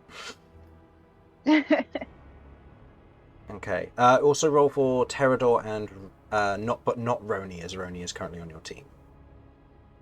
As Bitter Harvest cannot affect Roni in this moment. Okay. Harvest. Actually, no. Terador would still see themselves as on your team, so don't worry about Terador in this instance. They're just running Okay. away. So the DC Yeah, is just- 1, 2, 3, 4. There's 5 people. Yeah. So actually, no. It will cap out at 100. Okay, we have a chance. Carvern got a dirty 20. Ooh. That's good. Oh, Romulus rolled poorly. Romulus only got a 17. He has a D8 if he would like Who? Well, he has a minus D4 as well at the moment. As do you as well, notably. Yes. So I think he'll take the minus D4 and then see if he needs to use the D8. Okay, so that drops him down to a 14. So, Ooh. who got above a 20? I did. You I did. Got 23. Okay. No, wait. Hold up. Romulus. Sorry, I think I confused my my saving throws. Hold on. Sorry, I got a 21. 21. Okay. And Romulus is going to use the D8 then, because if not many people are above 20, it will be needed. Okay. So Romulus got a dirty 20. Carvern got a dirty 20. You got a what? 21? Yes. Okay. Vinny? Does Romulus get a +6 from Aura? Is he within 10 feet of you? Yes, he is. So, yes, he Yeah. would. So, that's 26. So, you're currently at 67. What did you get, Vinny? I got a 17. 17. So, 67 plus 17 is 84. Kirv, what did you come get? on. You need a 16 or higher. Oh, really? What did you get? Did you roll I a got a 3? 15. Oh! Okay. That's With a a kick in the nuts. with a 99 out of 100, Oh, that's hilarious. party members must now distribute 103 damage amongst themselves. Half Brother. damage cannot be taken. Okay. So, for all people who participated in this, you have 103 damage to distribute as you see fit. This is an 8th level biomancy spell. You watch as Ellie, in this moment, reaches out and you watch as it connects to all of you. And with almost this tearing shift, you watch as each of you feel pieces of one another almost graft onto each other as damage tears apart and amalgamates into this magic before dissipating. So, how are you splitting the 103 points of damage? Romulus has 97 and could take 30 to 40 of it quite happily. Carvern, similarly, has taken 27 points of damage, which leaves her at 94 points of damage, and can take about 30 to 40 of it. I'm at 16 hit points, and I'm in melee with Evil Kirv. So I'm happy to take whatever, but I'm probably going to go down if I do. I'm So I'm at 73, so I can take a hit. Okay. Yeah, I'm at 66 currently. I'll say Just I'll Carvern, take 40. currently. Carvern will take 30 to lower the number a bit, and then I'll say Romulus will take 30 to lower it a bit, so that way, at the very least, they're both on the same level that Vinny currently has health-wise, which means you now have 43 to distribute. So, how much damage did you want to take, Kirv and Vinny? Did you want to take 21 each, and then Mortar takes 1? That's alright by me. Yeah, that still leaves me with a decent amount. Okay, so both of you take 21 points of damage, and Mortar, you take 1 point of damage from this. Oh boy. That was just a lair action, or was it actually my go? That was your go. That was tearing the black page. Oh, thank God. But Oh, that thank was God, that that was was the only- lair Thank God. taking your turn, effectively. Okay. The party still Oh, have to okay. cast a spell magic on you to bring you back into existence, or defeat the evil you. Well, I mean, I am burning my health for you. This is casting true. The black pages. That's true. I'll run out of How health much? eventually. It's an 8th level, so that does what? 8? Is It that was, 8? so it took 11 Oh no, points because of it's damage. yeah, it's spell point value, so it's 11. Yeah, 1 points. hit point per. Yeah, so I've Okay. taken that. And how much health should it have at the moment? It should have had 65. It's gone 65 now. Yes. Okay. Oh, so it has 65 Less than left. 70. Okay. Yes. Okay. That is. So that is the evil Ellie gone. Now Roni didn't succeed his save, so Roni is going to take some swings versus you. Oh, my summons, Roni. Oh, jeez. Roni has flanking. Roni is going to make 2 blade attacks. The first one is a 25 to hit. Or no, sorry. 26 to hit. Yep. And the second one is a 25 to hit. Yep. You take... It's very good damage. 21 points of lightning damage on the first hit. And... I'm not resistant to lightning. And 19 Oh, points of no. lightning damage on the second hit. So Damn. 40 lightning damage total as Roni takes 2 heavy swings with the large crystalline electrically charged blades, each of them carving through you and your arm. Roni, as a response, takes 10 points of damage. So Roni has 65 health left. Quick Bramble question. Carapace. Yep, that's the 10 Yeah, points that's of why it damage. took the damage. That's the 10. Got it. Yeah. Yep. Quick question: does if Ellie goes down, does her summons go away, or is that not how it works? Nope. No. Okay, cool. Okay. They stay. It would now be Ellie's go. So, Ellie, please make me a wisdom saving throw, as this is the second round of combat. The DC for this starts at 20. It goes down by 3 for every round that proceeds until a dispel magic is used on you. Do I get a... I don't get a bonus from... Nope. No. Oh, that's disgusting, because my wisdom is 5. Alright. Alright. I'll get 15, I make it, but don't. 15 or higher, you make it. Oh, no, Natural 20 20. makes it, though. Okay, so, where would you like to come in? As Evil You is there, and notably your concentration is actually on you, not Evil You, because it is affecting Okay. you in this instance. So, have I been dragged in from encountering the corrupted friends? Yes, so in this moment, you've just been, you've prepared and you've begun striking and kind of fighting back against the corrupted forms, summoning your elementals and Trellodex in almost this epic battle that has been slow motion been going for about 10 minutes now. And Okay, so I would have been flying up, so I would be in the air probably by about 10 foot, so half the party couldn't reach me. okay, So I would say I'll probably be at where I am now, about 10-15 foot up. okay. So at this moment, you kind of, a tear in existence appears, you pull yourself through it, and as you look around, the scenery has changed. You see a version of you that is now beginning to shimmer silver. Kirv, you now realise the one that's next to you is evil, and you're like, why did nobody tell me? You see Terador is off in the corner cowering. You see Roni is kind of been fighting Kirv, and you can see 2 fake versions of your party members, the 2 that failed to cross the bridge. You also see that Romulus is just lying face down on the ground, just kind of unconscious. Is he breathing? Oh yeah, he's just very, Okay. you know, hurt. Oh, he's very hurt. Yeah. Oh shit. His corruption increases to Yeah. level 2. Fuck. I did that. Did I do that? I think it's a combination of, well, I blew him up at the start, and then you did that, and then he Yes. took the additional damage from my black page. Yeah, and then yeah, Bitter Harvest did work there, and I completely forgot about he would actually need to worry about being half health. It's fine. I'm sure nothing could possibly go wrong from him being level 2 corruption.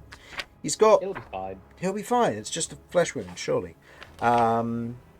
Speaking of flesh wounds, Elliot, it is your turn. Okay.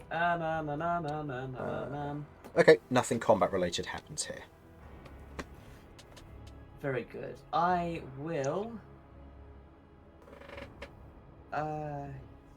Yeah, in a desperate attempt to try and keep these people alive because holy hell, this seems to be going well. I am going to fly to here, come down, and Ellie versus Ellie. honestly, and I am going to cast elemental armor, elemental bond, and I'm going to cast that at 5th level, so I have 50 temporary hit points, and I'm using Teradors. Okay, you turn into your shield maiden. So no longer concentrating on Okay. fly, no biggie. But you are I'm now concentrating concentrating on on this. Go ahead and So- make me a wild magic roll as well, please. Aye. Oh yeah, that's right. I need to roll wild magic for the black page. That's a 3. What So magic proc on the black page? yeah, it does. Oh. It does at your current corruption level. So Oh, wonderful. so the corrupted you before you showed up triggers roll 52. I'm pretty sure I know that one. Isn't that like the alcohol one? No, that's the one after before the alcohol one. Oh, okay, fair. Oh, great. Okay. Just so everyone is aware, there is a... Hold on, that was 8th level. Does this get amplified at all? Yes, it does. Okay. The corrupted Ellie, currently has an additional 3 AC and is immune to the magic missile spell, as a spectral shield of glass begins to encase them. Yeah. Well, I'm not attacking it then. Well, that's mighty Alright. convenient for her. So, and just as a reserve, bonus action, command Roni to Mhm.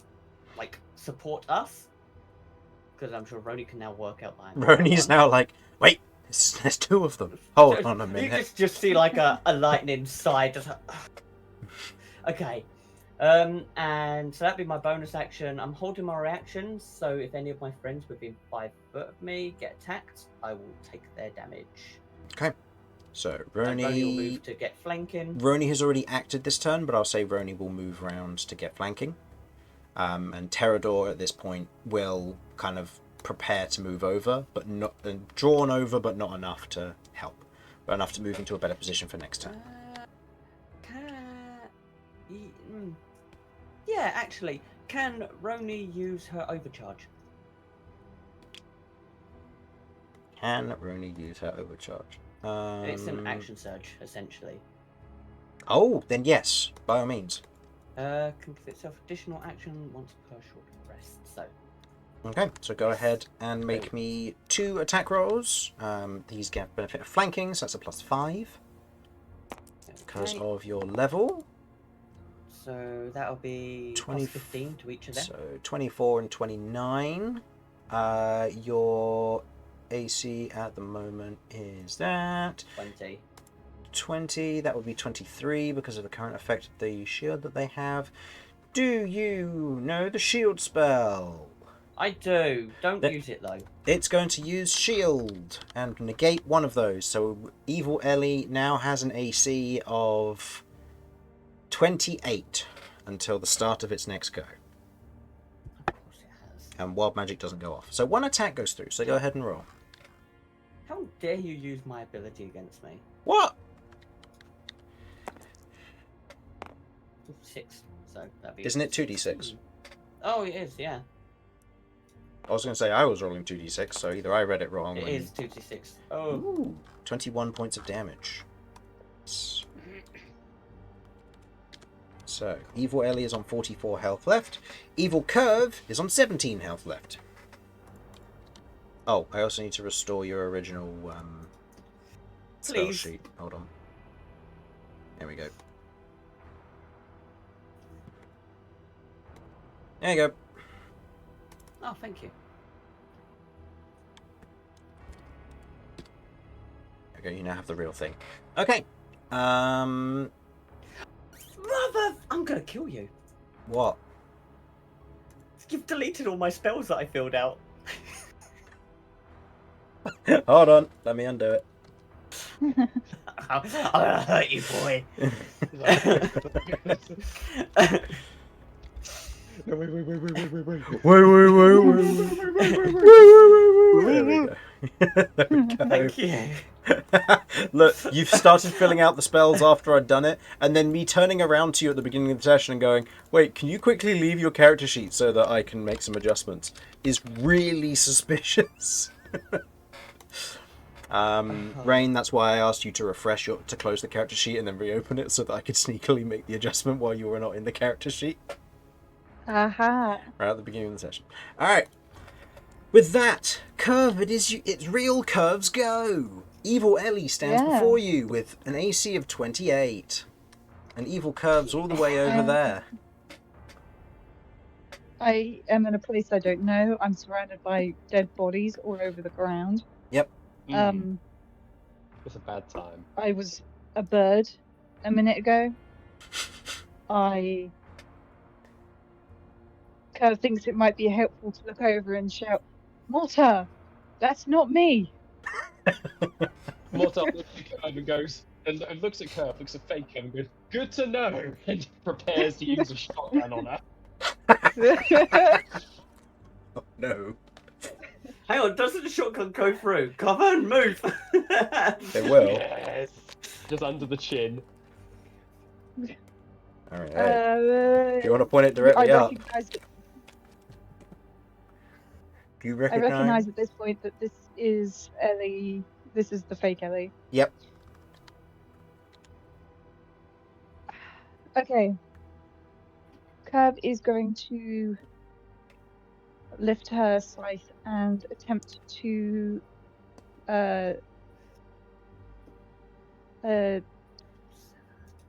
do command. Cast command. Okay. We're going to do this at 3rd level. Oh wait, is that to do with the amount of people? That's the amount of people. Yeah. Never mind, we're doing it at first.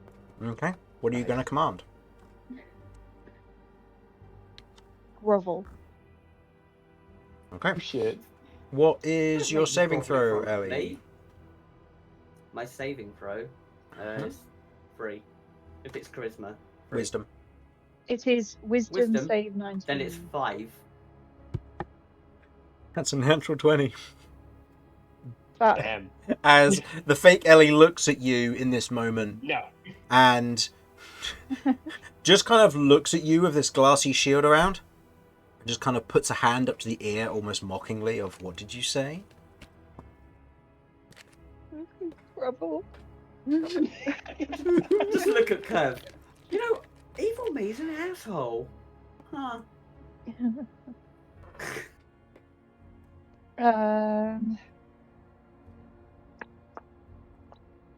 I have a bonus action. I'm on 12 health. I'm not looking great. What do you I mean just you're on got 12 owned health? by a 12-year-old. Alright, you took a bunch of damage. Yeah. Yeah. Yeah. Right, My- sorry. Typically how my that bad. happens. Forgot My about that. bad. Sorry about that. Second wind? Oh yes, let's get 10 You can hit finally points do it back. now. Yeah! Now you can see I'm why I gonna do wasn't going to let second you use your wind. second wind. Yeah. Okay. Okay, guys, I've D10. Which colour's that? D10 green. Hey, Hey! that's a 10. So that's 11, Nice. 11 health. Oh yeah. Yeah. Wow, Kirv is looking frightened and confused. Okay. No. And Uh, ends her turn. Mortar, it's your go. Upon realizing that Kirv has returned, Mortar just looked at the copy just with absolute disgust, transforms Black Scorpion into Iron Thunder, and just goes, "You don't get to pretend to be her," and is just going to place the shotgun underneath her chin and just try to blow her head off. Okay, go ahead and make me an attack roll.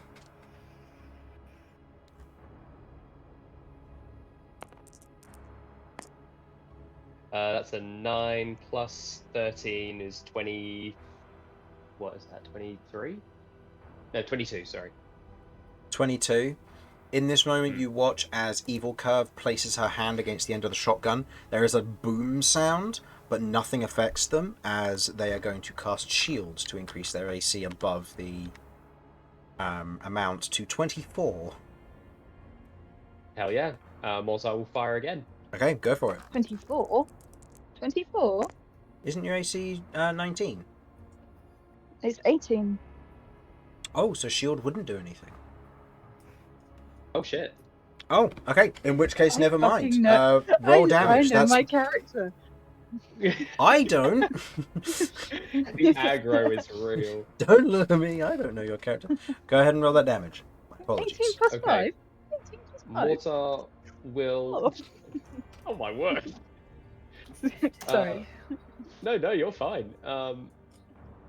Mortar yeah, I press. think Sorry. I Taking the moment from Mortar you. is going to bonus action. It's going to bonus action branding smite. Okay. He's going to do this at. He really wants to make sure she goes down, so he's going to do this at a 4th level. Okay.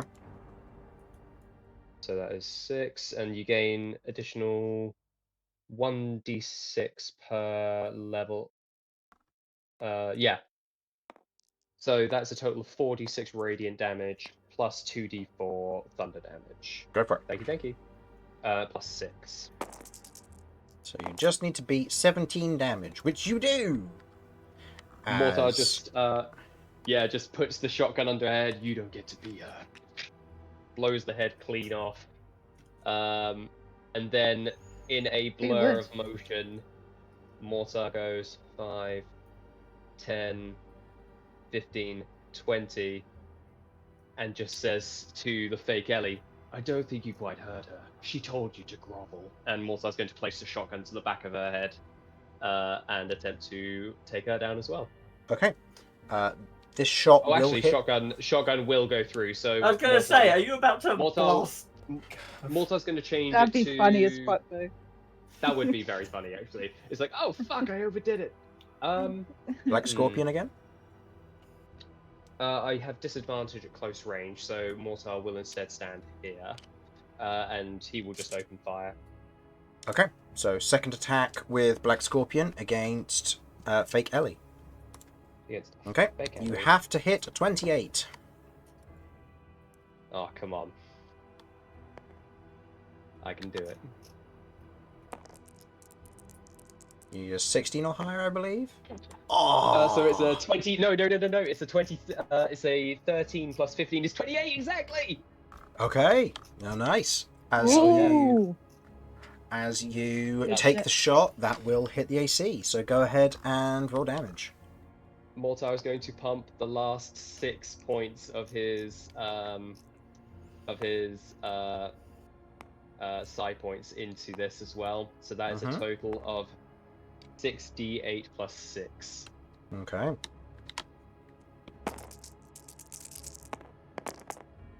Oh, that's good. That's 39 plus 6 is 45 points of damage. 45. That's enough to take down Evil Ellie. Ooh. Just in a blur of motion, Mortar executes fake Kirv, sprints around. She told you to grovel. Just blow the back of her head clean out with Black Scorpion before spinning it and placing it in the holster. He's really feeling himself right now. Okay. And now go ahead and roll me that d20 for your madness. I stand there, it's like something unsettling about watching my own face get blown off. That's an 18 plus for wisdom, right? This is just to see which effect it is. It's just the d20. Oh, that's an 18 on the die.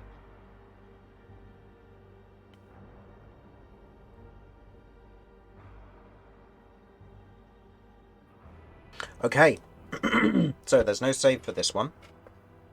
Okay. Oh no. As in this moment, you watch as where Mortar stands and there's kind of this dull light, you watch as there's almost this shift of light for Mortar specifically, as his shadow moves from behind him to in front of him. As your shadow is flipped for the next 10 minutes. While your shadow is flipped, anytime you take a single point of damage, all creatures within 15 feet of you take 5 points of psychic damage. Ooh, that's pretty cool. Damn. That's horrible. I'm going to stay away from you. I mean, that's just a good thing to do anyway. Just throw me in front. Just throw me in front of the bus. For each 1 point. No, Yeah. it's even if you take 1 point of damage. So if you Oh, take okay. 40, Right. if he takes 170 points of damage, he deals 5 points of psychic damage to everyone within 15 feet. But if he takes even 1 point of damage from stubbing his toe, everyone takes 5 points of psychic damage. Oh, God. Everyone he's gonna do feels that. themselves stub their toes. at the Yes, same exactly. time. Exactly. It's not for every point of damage. I'm not that sadistic. Um, I was gonna say that's horrible. Yeah, it's the feeling of stubbing all 10 of your toes simultaneously. Yes. Enough damage to kill a commoner. Literally. Yeah. So in this moment, as this is taking place, as Evil Kirv is shot, the head exploding off upwards, and as a Black Scorpion is placed to the back of Evil Ellie's head and shot out from the mouth comes the psionic shot as it otherwise reverberates and scatters the silver forms of both of them to the ground, the clothes disintegrating in that moment. As this happens, Vinny, you look behind you and you see the silver portal and you know where to go next. But you also watch as the doors on the house open. So, I will now move out of initiative, but I will ask the party, where would you like to go? I think Mortar's first thing is he runs over to Kirv and gives her a massive hug. Kirv, you turn into a bird and eat him. That's just the party. Kirv take 1 is, point of damage. sort of. Oh no. Everyone dies. I want to Kirv give. is on high alert. She probably takes a quick, hesitates and kind of leans back. I Real? just hold her tight. Yeah. I am going to look over Romulus to smell make sure real. he's okay. Yeah, I'll give you a hand. You go over and you check Romulus, and you just see like stars spinning around Romulus's head for a moment before he kind of shakes his head. That was a good punch, and then looks up at Kirv and just almost he prepares to fight. While he talks, I'm gonna give like his fur a little like pull. Is it still all attached? Yes, it is. Okay. Mortar, I'll flick Kirv in the nose for that response that she gave just now. It smells real. Flick. She kind of she rubs her own nose, sort of glad that it is a nose. Mm-hmm. Yeah, Real- honestly. Sort of coming back to her own body. Those of you What? perceptive in the group note that as Carver kind of relaxes, lowering their hammer to one side, you watch as the spiritual form that was kind of floating around them forms into a short gnomish figure who you now all recognize as Numbers, before he kind of nods and steps away, turning to mist as her rage ends. As does Alright. Romulus's. Vinny. What the fuck just where happened? next? I don't know, I was fighting everyone, they all got corrupted, then I appeared here and there was shiny me and you. Well, in the original version of all of this, all 5 of us were here.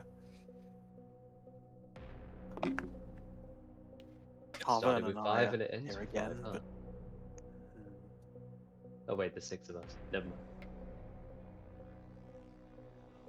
how's everyone doing? I remember. Not well. I remember everyone No. getting corrupted, and then I saw you wasn't got here. dragged down. I watched these chains grab you and pull you down. Mortar will walk and grab his cloak from where he gave it to previous Kirv, place Okay. it around himself. and You just walk grab back. your thematic cloak and then get reminded by the DM who failed to remind you the first 2 times. You're a celestial body with no clothes on currently. Because you Oh, didn't yeah, pull you're any right. armor through. So you have your Oh, yeah, you're your right. proverbial cloak was thrown during that whole endeavor. That's correct. I'm going to look over to Vinny. We'll have to try and unpack this later on. I think it's just word mind games. What way are we going to go? Like, my concentration for this spell lasts an hour. And So the interior of that house should be my memory of a thing I don't remember. So in theory, there's nothing there, but All the Can same, I if there's make- any possibility of learning anything. But I'd then like if to there's a, look. but then aren't we letting the other guys get away if we go into that house? Can I make an investigation check to see, like, which way seems to be the correct way to go? Following, obviously, this is a spell that we're following. What way is the spell drawing us? I'll say an Arcana will make more sense here, but go ahead and make the roll for me, please. Same. Yeah, I know it's the same, just... It's a plus 10. Could I potentially try to assist in the way that what I would like to try and do, because this is essentially like a mindscape situation. I'd like to kind of feel where the flow of the mindscape is going and try to figure out which way feels like the way that would basically fuck up the worm the most. Like, is there a way that kind of throws the variable a bit? Here's what I'll say.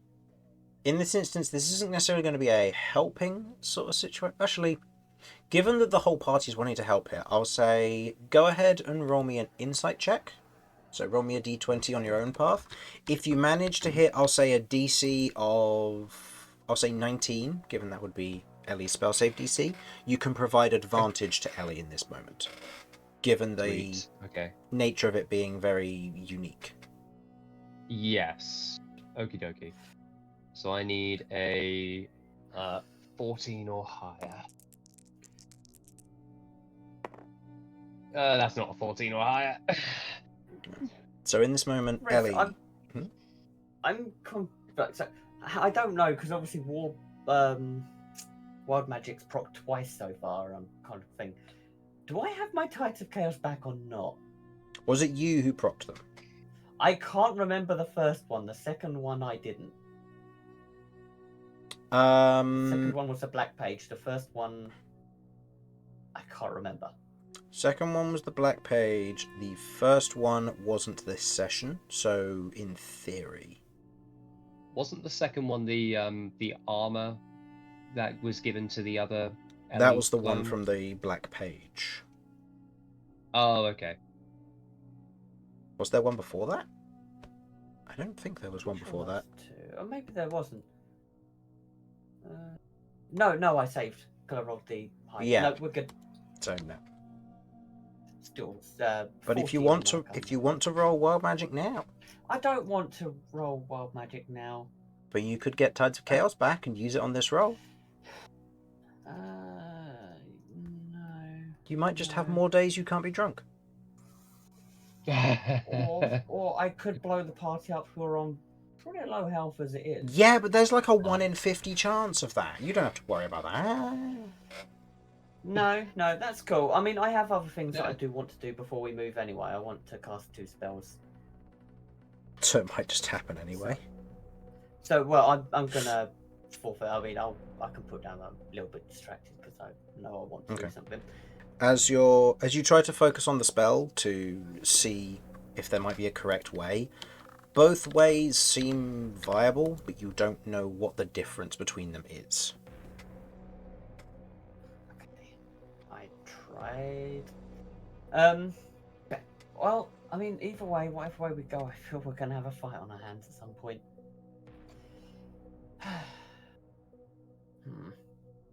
That would Alright. track. Are we able to take a moment and recover? Does that work in here? No idea. I mean, don't know. if it's anything like dream logic, then we sit down, believe that we're healed, and that'll kind of be how it is. So we can give it a go. Okay, we'll take a pretend short rest. Does that work? Good on. Mortar will sit cross-legged in his weird naked form. Because he doesn't have a cloak. You Right, try I'm to just a floating top half of a centaur. You try to perform a short rest in this moment, trying to focus, trying to pick up on any form of healing that you can, and nothing seems to happen. It doesn't use up one of your short rests, but nothing occurs. Seems So this there's is gotta be a not certain the place that we can do it. seems this isn't the right place. Okay, so there's got to be like a checkpoint or something that we can sign in on. we're probably between those, right? Like, we got to choose one of these doors and then we can maybe do it? Or maybe we just can't do that here Hmm, under this spell. Because technically Well, we're a not house here. is usually a place to rest. that's true. Usually, Maybe this that's why it's one here. necessarily. Okay. Okay. I am Alright, well, going to step. I feel like why would it be here if it wasn't of some importance? I mean, I guess probably whichever of these memories you feel are the most important to acquire. Vinny, do you want to know what happened on the inside of this house with all these dead people at the front of it, or do we want to chase down Cassius and the silver cloaked guy?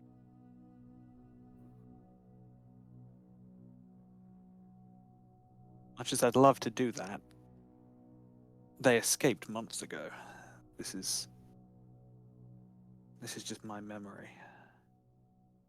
So we'd probably have better fruit trying to track down a memory that you've lost rather than one you never had to begin with.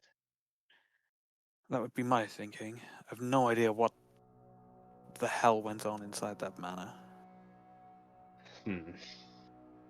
Well, Okay. I mean, how about we put it to a vote? Oh, what way draws to you more, Vinny? Yeah.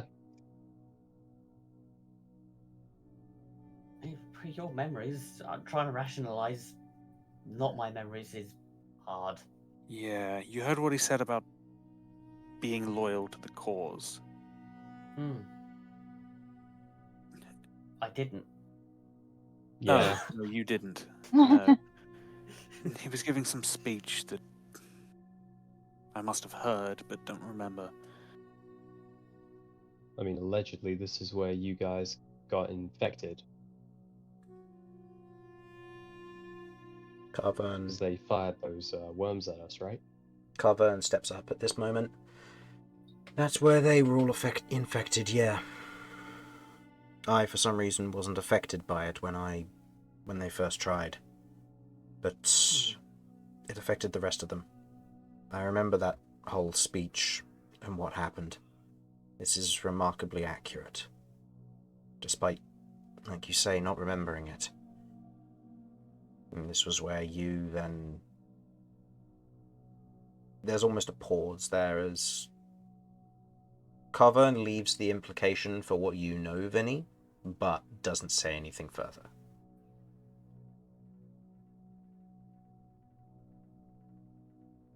Okay.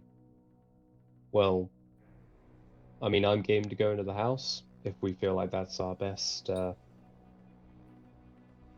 bet.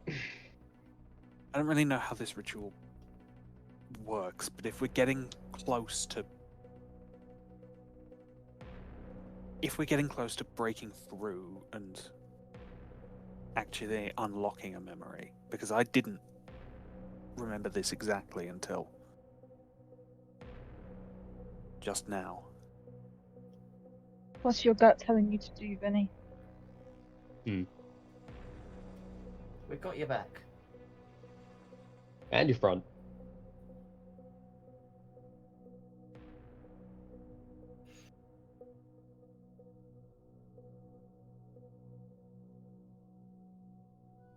How is Vinny looking? Is he wounded, like, badly hurt? He's bloodied. He's on 45. He can keep going for a bit. Okay. You know what? I think I've changed my mind. I was thinking going in the house was smarter, and it probably is, but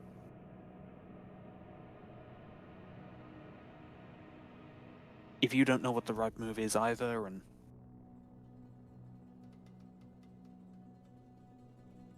I could go mad trying to second guess this, then I want to get after Cassius. Throwing caution to the wind. I like it. Okay, so this is the one we go after. Give me a Let's do it. second. I'm going to move away from the party, just in case. I am going to recharge Terador's crystal to re-heal him. So I'm Okay. going to go on a 5th level one, a 4th level one. 5th, 4th, what level is he? Would count as 5th. Okay, so I'm going to burn a 5th on that, and I'm going to burn my 6th from Cast Usurper's Howl. Okay. So go ahead and roll me those wild magics. Uh,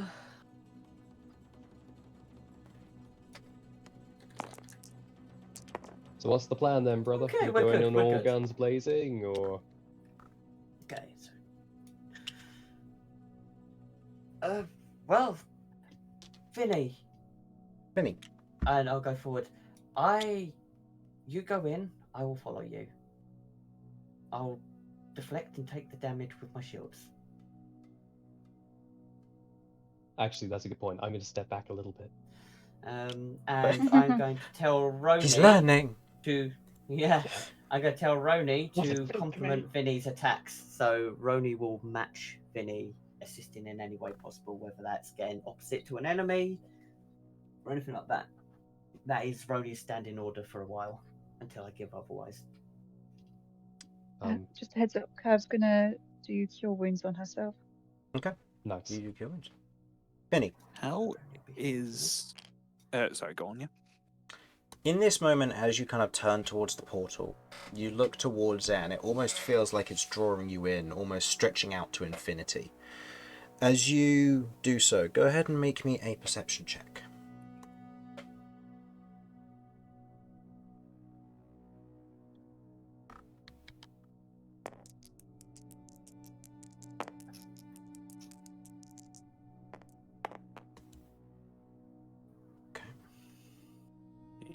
Plus 6, so 32.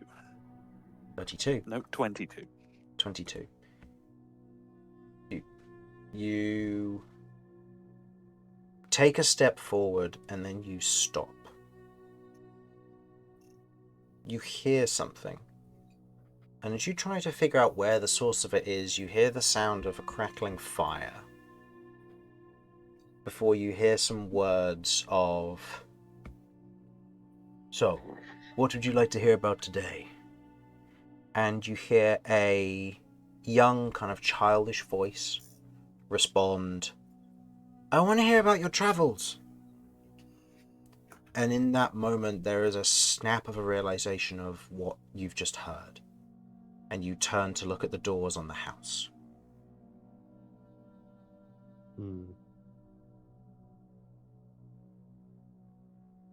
Would you like to change your mind?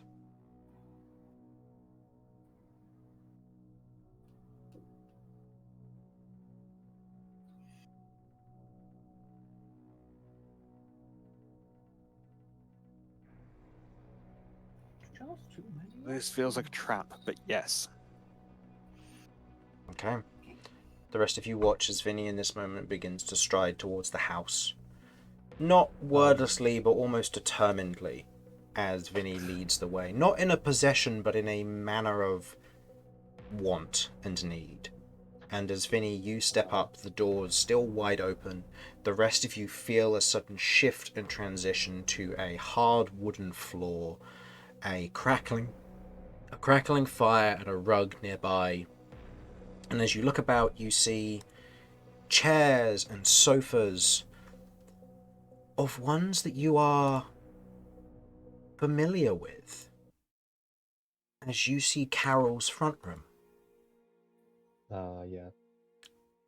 And you hear these kind of light words, a childish laugh in the distance, and kind of a hearty family laugh from a deeper, kind of more chesty laugh in response. A few words being said as you feel a comfort wash over all of you. You now gain the benefit of a short rest. Oh boy.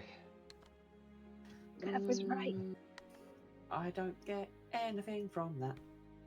You can I get health get if a you lot- have hit dice, because I don't have any hit dice left, but I do get a lot of resources back, which is huge. yeah, which is very good for most people, because as it stands, your next destination is that portal. Which notably, Vinny, that wasn't you making the wrong decision. It was the doors opened after you defeated your copies, to reward the party with a short rest if they want to take it. But given the party tried out here, I thought it would be unfair of me to say all you had to do was go inside the building. So. What do we get extra? Do we get extra from Romulus? Yes. Romulus gives you an additional 8, and Vinny gives you an additional 8 as well, I believe. Is it an additional I think 8? it's just 6 from Vinny. Okay, so it's 14 'Cause- total. Yeah. 6. Okay, Sorry, Romulus. like flat plus 14 on. If you've spent at least 1 hit dice. I'm on full health and I have 50 temporary hit points. Romulus regained 22 plus 15, 37 plus 14. 37 plus 14. Romulus will roll 2 more d10s and then he'll be out of d10s. So that's an additional 20.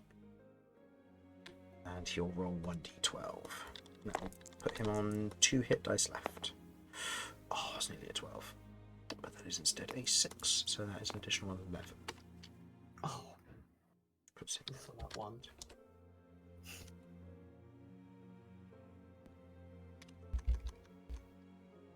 Okay. Okay. And regenerate any of your resources that you would have as part of a short rest. Additionally, Oh. you all begin to kind of hear the stories from a time gone by.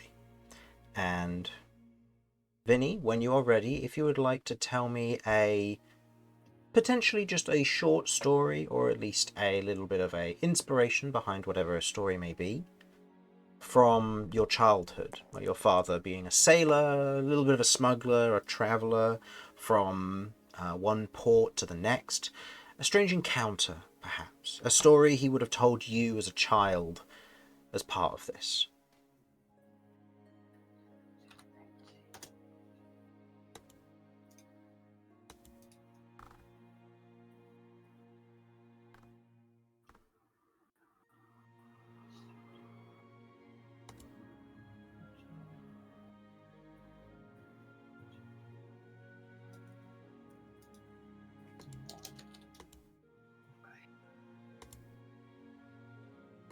You good, Simon? Or just Yes. thinking? Yeah, just getting all my stuff in order as well. Mm-hmm.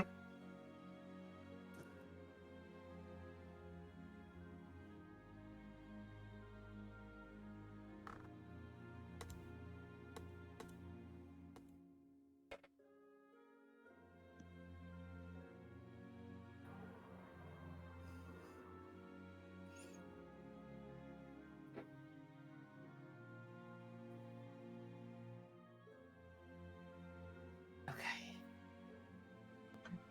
Okay. Right. Good. I think what actually, I'll start here with how the story goes. Okay. As you're all sat there almost enamored with almost this childlike intent behind all of you to listen, and the curiosity and the excitement of the adventure, a strange figure, kind of broad-shouldered, kind of a large tiefling individual, otherwise sits there and talks to a young Vinny as they begin to recount a tale of a time that they were on the open ocean. It was a stormy night, and the crew were worried that something would take the ship itself. But with some grit and some determination, they fought through the storm. But it wasn't their own doing that kept the ship afloat. During the night, something passed by. A creature, unbeknown to them of what exactly it was. But as the storm ended, a glimpse of this creature was enough to rouse the crew and to bring almost a bubbling excitement to the story itself. Vinny, what was that creature?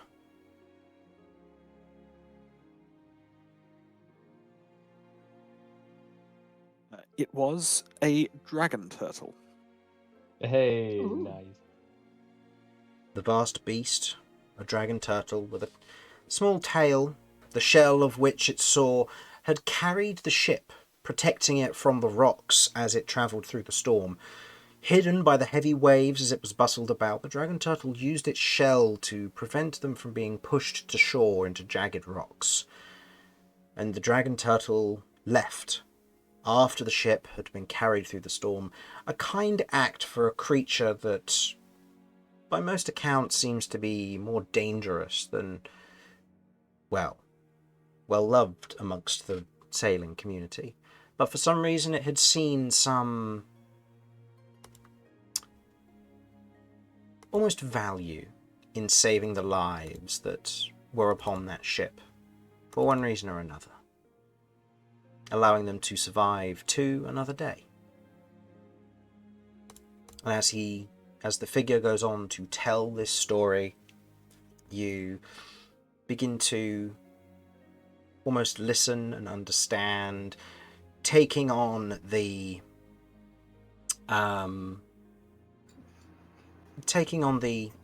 lesson that it has in store, and an old name coming back to you in this moment, Vinny, one that you had forgotten from quite some time ago. That's why the ship was called the Salt Warden, where the dragon turtle had saved them on that very day. And everyone in the party gains inspiration. Oh, sweet. I've already did it, I think. Huh. I definitely needed that. I think Mortar's just watching and listening to the story, just almost completely enamored, like seeing such a massive presence just overbearing this young Vinny, just the sense of the look of security and safety on this child's face. He's just like, so this is what it's supposed to be like. This is how it's meant to be. As he just kind of watches, just kind of wordlessly, just in awe of what he's saying. It's a small thing to many, but to him, this is huge. Ellie's kind of curled up with her two elementals and always loved the sea and the concept of the sea and the creatures. This brings her back to when her and her parents went to the beach coast. What happened to your dad, Vinny? How much, if any attempts to control this scene Mm-hmm. at all, is he able to change the shape of it? I'll allow it, yeah. Okay, I'm going to move the timeline forward then, about a decade or so, as there are, as the party is just finishing up their rest, you see glimpses of the guards and security officers ransacking the house,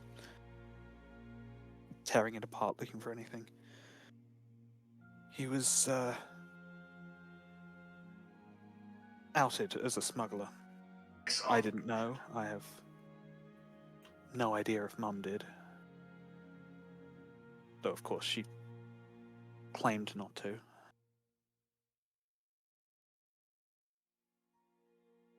He went on the run. I've not seen him since. Could be dead for all I know, but somehow I doubt it. You ever wanted to find him?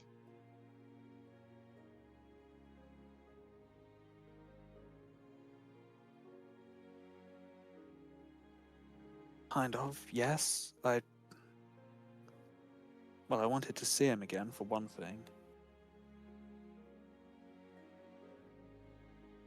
Like me and Mum, he chose his own name as an adult.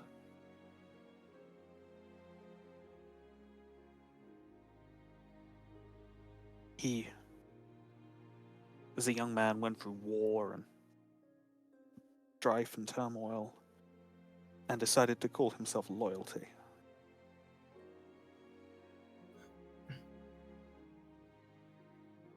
Gave That's a good everything name. he had for his family and for his crew, and then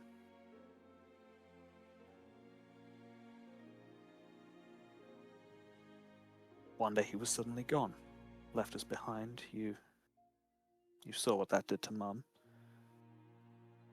Yeah. I wanted to believe that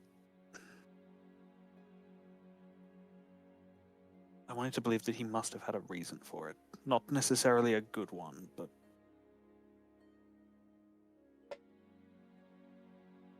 I don't know that I would agree with his decision, but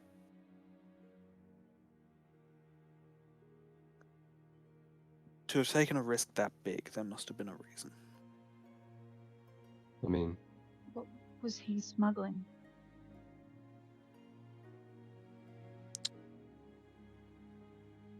No idea.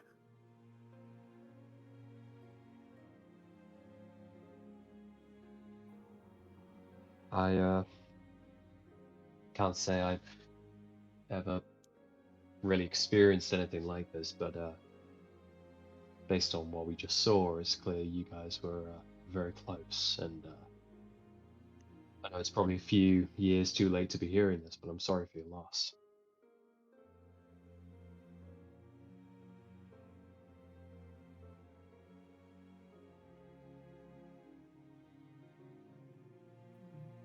Thank you. I'm going to try and rewind the scene back to the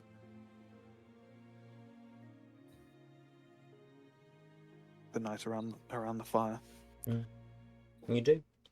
The story there, the laughter, the notable difference in atmosphere around him in this moment as he begins to tell more stories. I would like you just to go ahead and roll me a d20 if you please.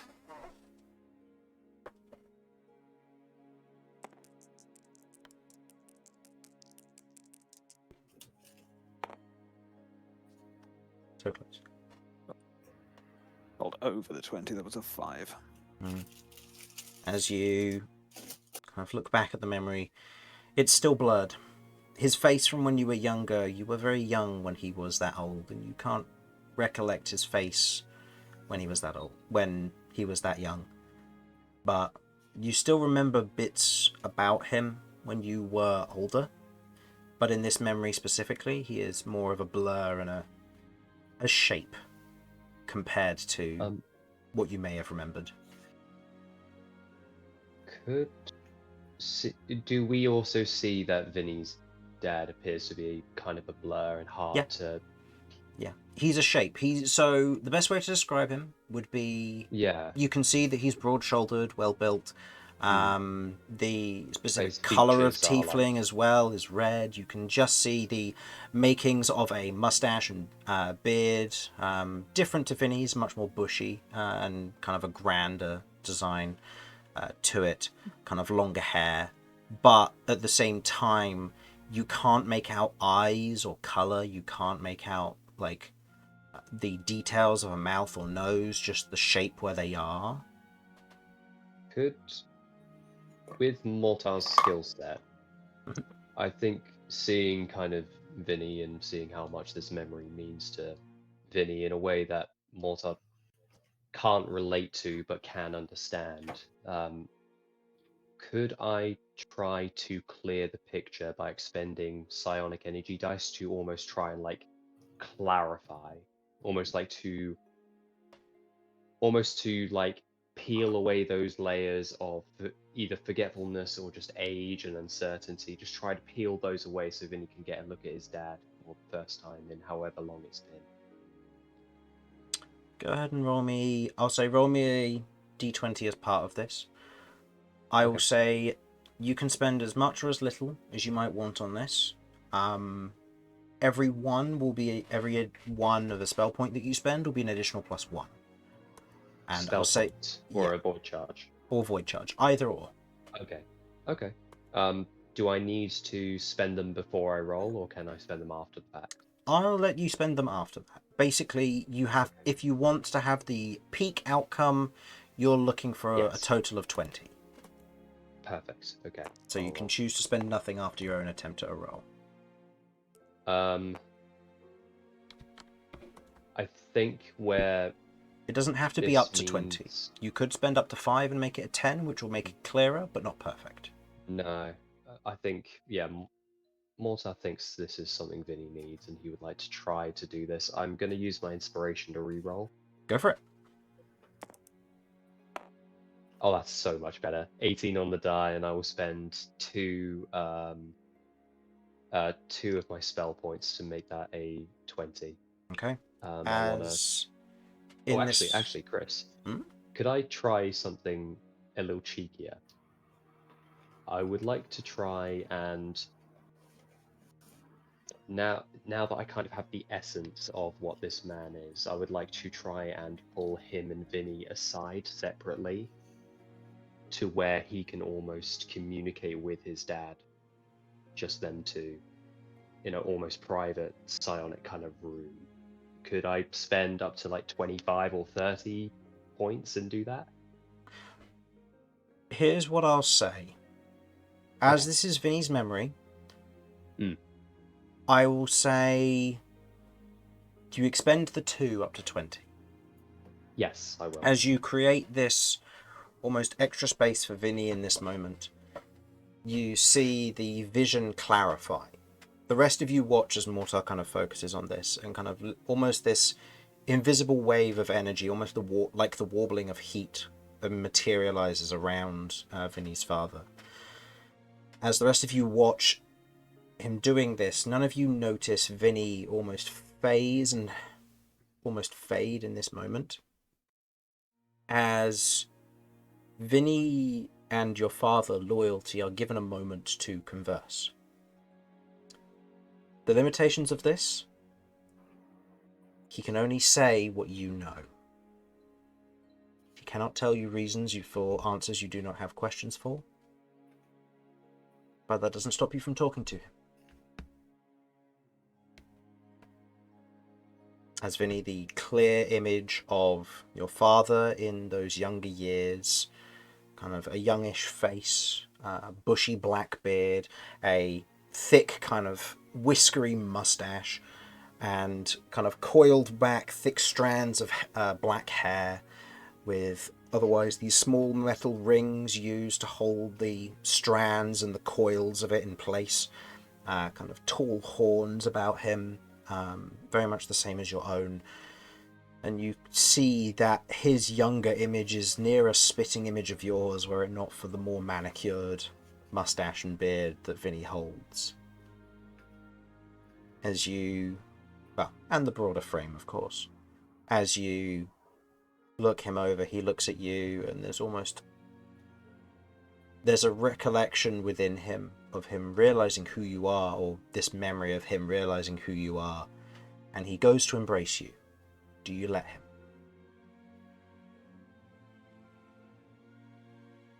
Yes. Yes, I will. Okay. He embraces you in a hug.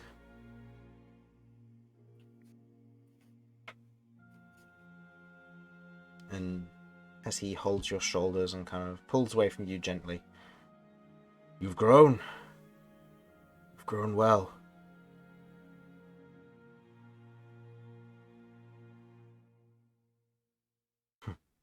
Been on the road. Fallen in with good folk, I hope. Mixed bag, but I guess that's how they see me as well. That's how it goes when you got yourself a crew. They're like a second family. Well, we're making it work. Backing each other up as best we can. That's good.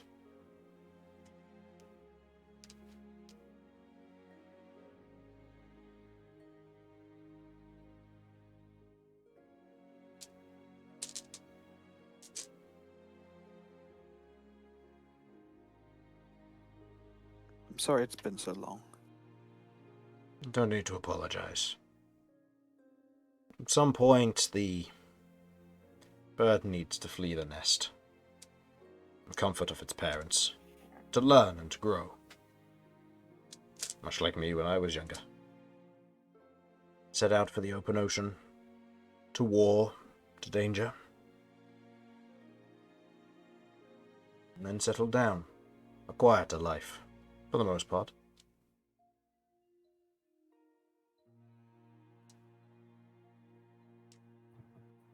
You've done well for yourself.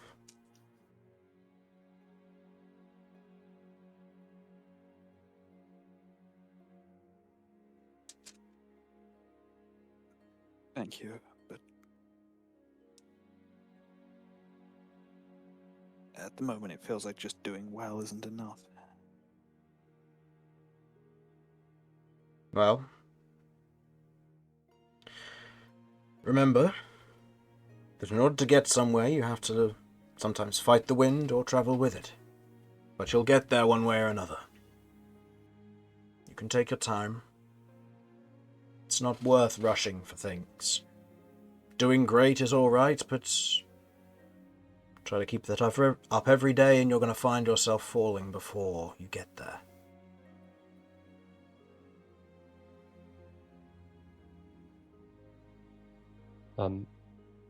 Simon, I've just sent you a DM. Yes. Secret DMs. I know. Is it I've going to be a just had spicy thought. moment between Mortar and Vinny? No, not at all. I just had an idea that I thought might be. I just had an idea which I thought might be a bit of a nice moment, and Okay. I thought I'd just Suggest it. just That's send it all good. over. Just thought, yeah.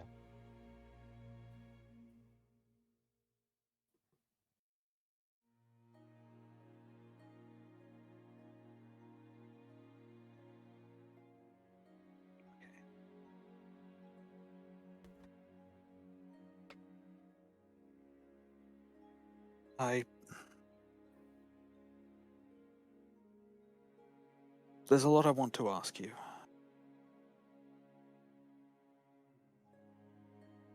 But I don't think you'd be able to answer. Oh, That's okay.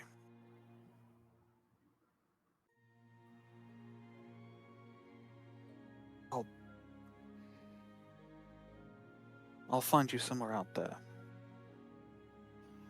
You can tell me then.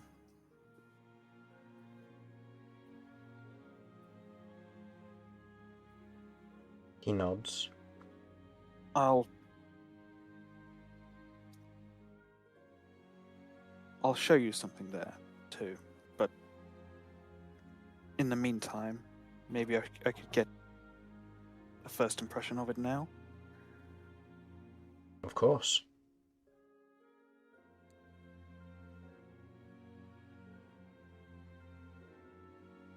Okay. And Vinny is going to pull out his lute and play one of the songs he's written. Oh, Okay. As you begin to play this song, he kind of takes a seat on a stool which materializes in this moment. And as he kind of sits and listens, you watch as he closes his eyes and begins to kind of rock a little bit backwards and forwards. And as he begins to pick it up, you note he begins to hum along.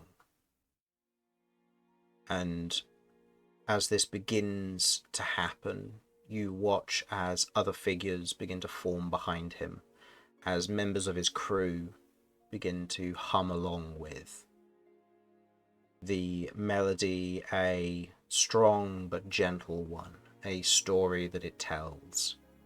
And as it comes to a completion, all of those extra characters merge back to him, and you see, almost instinctively, you feel that songwriter has aided you in this.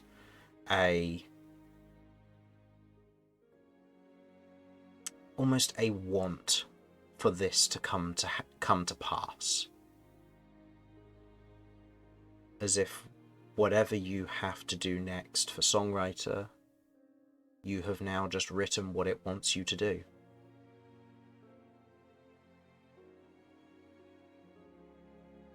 Now, as he finishes humming it, he smiles and nods. It's a good song. I'd like them all to hear it. If you see Carol, if you see Preservance, tell her I'm sorry that I couldn't say goodbye on that day. And I'm sorry that I couldn't be there for you either. I didn't expect what happened to happen.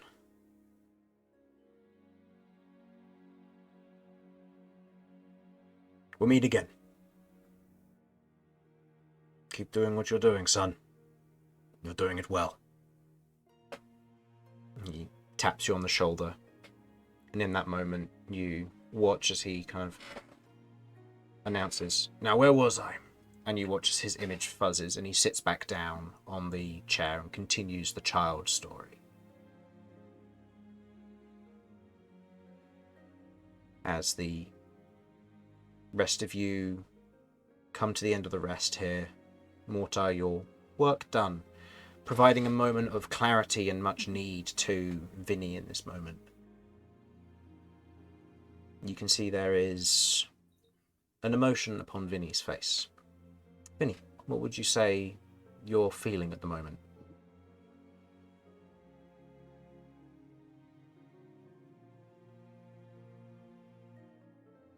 I think it starts out as a mixture of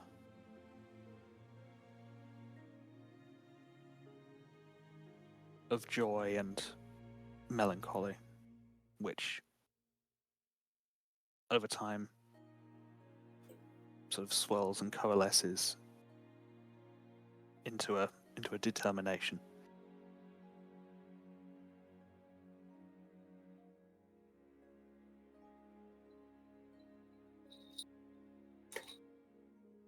And he seems not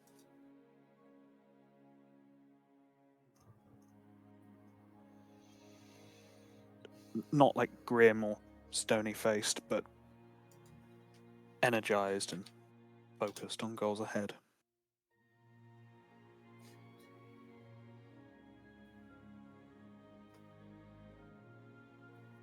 Okay. And in this moment, as you have that determination, that focus, you've all rested, and you turn to look at the door which you came in, and you can see the portal has shifted and moved to its place, stretching on to infinity. As you begin to approach the door, knowing what comes next, you hear a word almost reverberate through in a growl. To me. Well, when you put it like that. Okay. I'll look over at Vinny. I've got your back, remember? All right. Just remember, everyone, nothing in here is real. Let's kick their asses like they were anyway. Hey, yo, before we go, I've got a little gift for each of you. I think I'm getting the knack of this little dream traveling thing. I think I can hold on. And Mortar is going to cast Cerebral Bastion. Okay. Cerebral Bastion over as many people as he can. Casting time, 1 action, range 30 feet, duration instantaneous. I gain resistance to psychic damage due to my psychic imbual. I will be spending 10 void charges for this. Okay. I choose a number of creatures that I can see within range per 2 void charges spent on this discipline, so total 5. that'd be 5. Each of them have advantage on their next intelligence, wisdom, or charisma saving throw. The 5+ ability means that creatures, so long as they hold on to that advantage die, creatures affected also gain resistance to psychic damage for the duration. For the 7+, creatures may also expend their reaction to impose disadvantage on an incoming attack roll, and if it should still hit them, they deal 3d10 psychic damage to the attacker, so long as you hold on to the advantage die. And 9+, which is what I cast at, creatures retain this advantage until the start of their next turn. Mortar will be casting this on... Hold on, let me just make sure that we're getting everybody. Mortar will be casting this on Vinny, will be casting this on Ellie, will be casting this on Romulus, will be casting this on Carburn, and be casting this on Kirv. Wow. That's a big boost. Thank you. It is. Keep in mind that it gets burned the first save you make that's intelligence, wisdom, or charisma, though. But obviously it will stick around until your turn. So at that point, it's just advantage on all intelligence, wisdom, and charisma saving throws until the start of your turn. Plus resistance to psychic damage, which could be huge. I am going to do something similar, just as we're going in. I'm going to cast Sentinel Ward, triple and split it between me, Romulus, and Vinny. Okay, go ahead and roll for wild magic, please. And due to the fact that that spell is not concentration, it's just an ability that I have. Alright, fine, alright. Mortar is going to use a concentration spell. He is going to kind of walk up to Kirv, give her a kiss, and just say, "Let's go and kick this thing's ass." And as he kisses her, just through the lip contact, Kirv feels just these black flames emanate from Mortar's face onto hers and then all down her body as he is casting Shadow of Moil on her. Okay. Okay, what's that? What is the duration of Shadow of Moil? I believe it's 1 minute. Okay. So keep in mind, if this next segment isn't combat, you will be losing this. That's fine. I can cast it again. Okay. Yeah, so flame-like shadows wreath your body until the spell ends, causing you to become heavily obscured to others. The shadows turn dim light within 10 feet of you into darkness, and bright light in the same area to dim light. Until the spell ends, you have resistance to radiant damage. In addition, whenever a creature within 10 feet of you hits with an attack, the shadows lash out at that creature, dealing 2d8 necrotic damage. So you gain resistance to radiant, and when a creature within 10 feet of you hits you, you can deal necrotic damage to them. It's not a reaction to deal that damage, it just happens. Same as your barbed armor. So this is going to stack nicely. So stack. I've been wanting to do this. Okay. So, first things first. Ellie, who were the Sentinel wards you gave them to again? It was you. So, me, Romulus, and Vinny, because we're going to be up the front. Okay, cool. Just so that because I heard you, and then I was like, who else did you say? And I heard you roll a D100. Does that mean you rolled wild magic? Yeah, I did. I rolled a 2. So, I'm below half and a rune, so I was like, yeah. And what was the D100 roll? 37. 37. What level spell is this? 2. Second. 2, and you're below half. If this is the one I think it is, it's the age one. No, it's not. Which one is it? You watch as in this minute as you cast Celestial or Sentinel Ward on Vinny, Romulus, and yourself, and in that instant, all of your heads are replaced with flumps. What the fuck? As giant squid-like creatures appear on your heads, and they begin to scream and warble before they begin to climb off your head and scurry through the portal, where you begin to hear them just as they're shredded to pieces. I love to think that Kirv opens her eyes from the kiss and then just sees What that. does a flump? Yeah. He's like, whoa! What the fuck? I just look. Okay, that's new. Don't like that. The last time you've had They this... just died. Yeah, the last time you used this one was when you were in Zakas and you just shredded them by pulling flumps through a material barrier. And they just shredded on entrance. And you've just gotten it again, but they're frightened of you and they ran away, which was through the portal, where they then got shredded because they're in a spell they shouldn't be. I am the one that slays the slumps. The flumps. And we're gonna just like have the end of the campaign boss, and then we're gonna go into post campaign, and it's just going to be you versus one flump, and it's just like, this is for all of us you've killed. Okay. But the one It's that like the kills me Rambo though. of the flumps. Yep. Okay, so Not we've sure. all got. Go on. Not sure what I think about the metaphysical implications of you pulling flumps into this spell. Inside Vinny's That is brain is true. now pieces of flump. I would be like, Honestly, "Yeah, I'll regret saying this, I'm sure, but it's probably for the best that they all just immediately got killed by whatever's on the other side of Agreed. that portal. Yeah, agreed. I like the idea Yeah. that like they went through the portal and just absorbed the worm's biggest attack because the worm was not expecting flumps to come. through It the was portal. charging up an attack Oh. for when you guys went through, and they just took Yeah. it. dragon's Oh. breath weapon. Just get wrecked. Yeah, poor guy. honestly. Poor little guys. Anyway, you, after Right. casting these spells, you travel through the barrier in this moment. As you're pulled through, you feel your feet otherwise clatter on what feels like a glass floor. You hear the tinking and the almost a hardness to the floor that resembles that of glass or quartz. And as you look about, you see these pillars that otherwise rise up like part way in what looks to be this massive chamber. Gemstones line sections of the walls. You can see them almost like glass spheres or faceted orbs. And as you look about, you see Vinny's memories hanging limply around the room, encased in pieces of this around the chamber, as a deep voice emanates and growls through this place. So you've come to face me at last.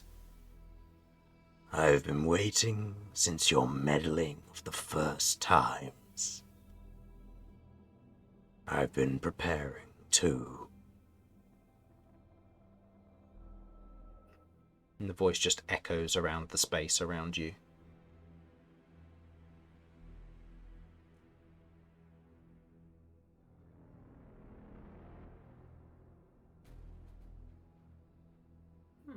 Nothing to say?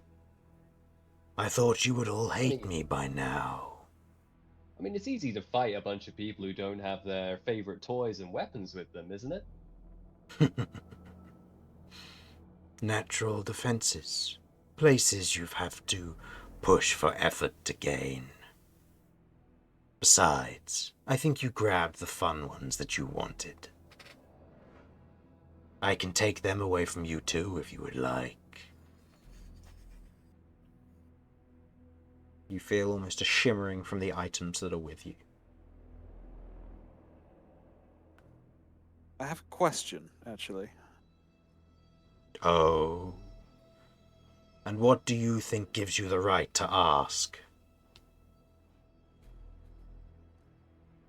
It's only because you asked a question of us. Why would we hate you?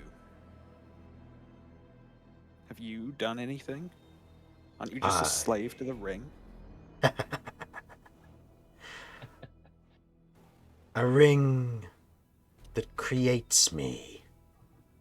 I am not its slave. I am simply a piece of it. And once I die, I return to it.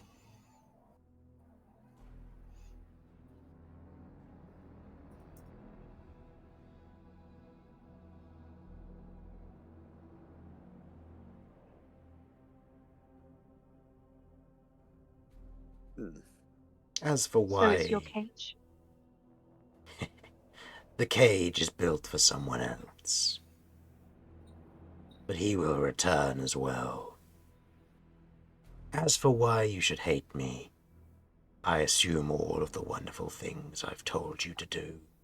Had you do, and taken those memories from you, what interest they would have. But then again, you don't know why you hate me. Not yet.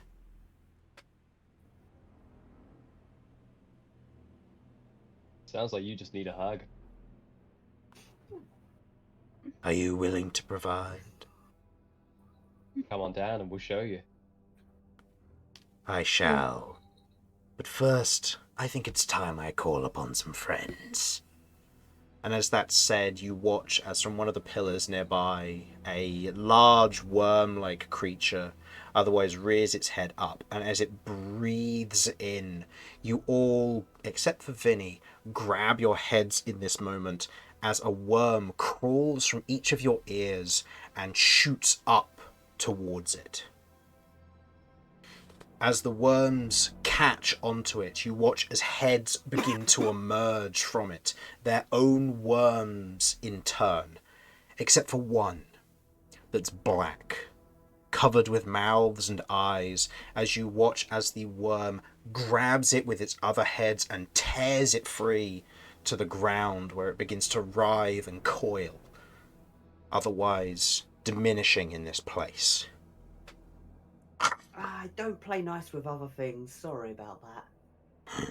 Enough tricks. Let's begin this, or rather, I shall. And I think that is where we're going to end our session today. But just so you know what you are fighting, you are up against a silver worm hydra. As Hell yeah. all of your worms have combined together, interfacing this thing. So, for the stream I don't like and the that. YouTube side, thank you for watching. Hopefully you enjoyed. And we will see you, well, it won't be next week because of the... Put it down. Rough. As you... Stop it. Trying to put it down in the right spot. As you... yeah, won't be next week as we are missing a Harlan, and I would like him to be here for the boss fight. So we will be here the week after. Or was it? I need to No, get back to you on that one. on the 5th. Yeah, you need to get back to me. I might not be here on the 5th. I might be at con. Right, and he was going to be there for that con as well, wasn't he? No. No, he's gone to one on the 29th, and I'm going to a different one on the 5th, Right. possibly. Okay. We will get back to you. We will either have another session next week on the 5th or the week after that, depending on how things go. But for the stream and the YouTube side, thanks for watching. Hopefully you enjoyed, and we will see you whenever comes next, when they confront their memories. Bye-bye. Bye. Bye. Bye. Bye.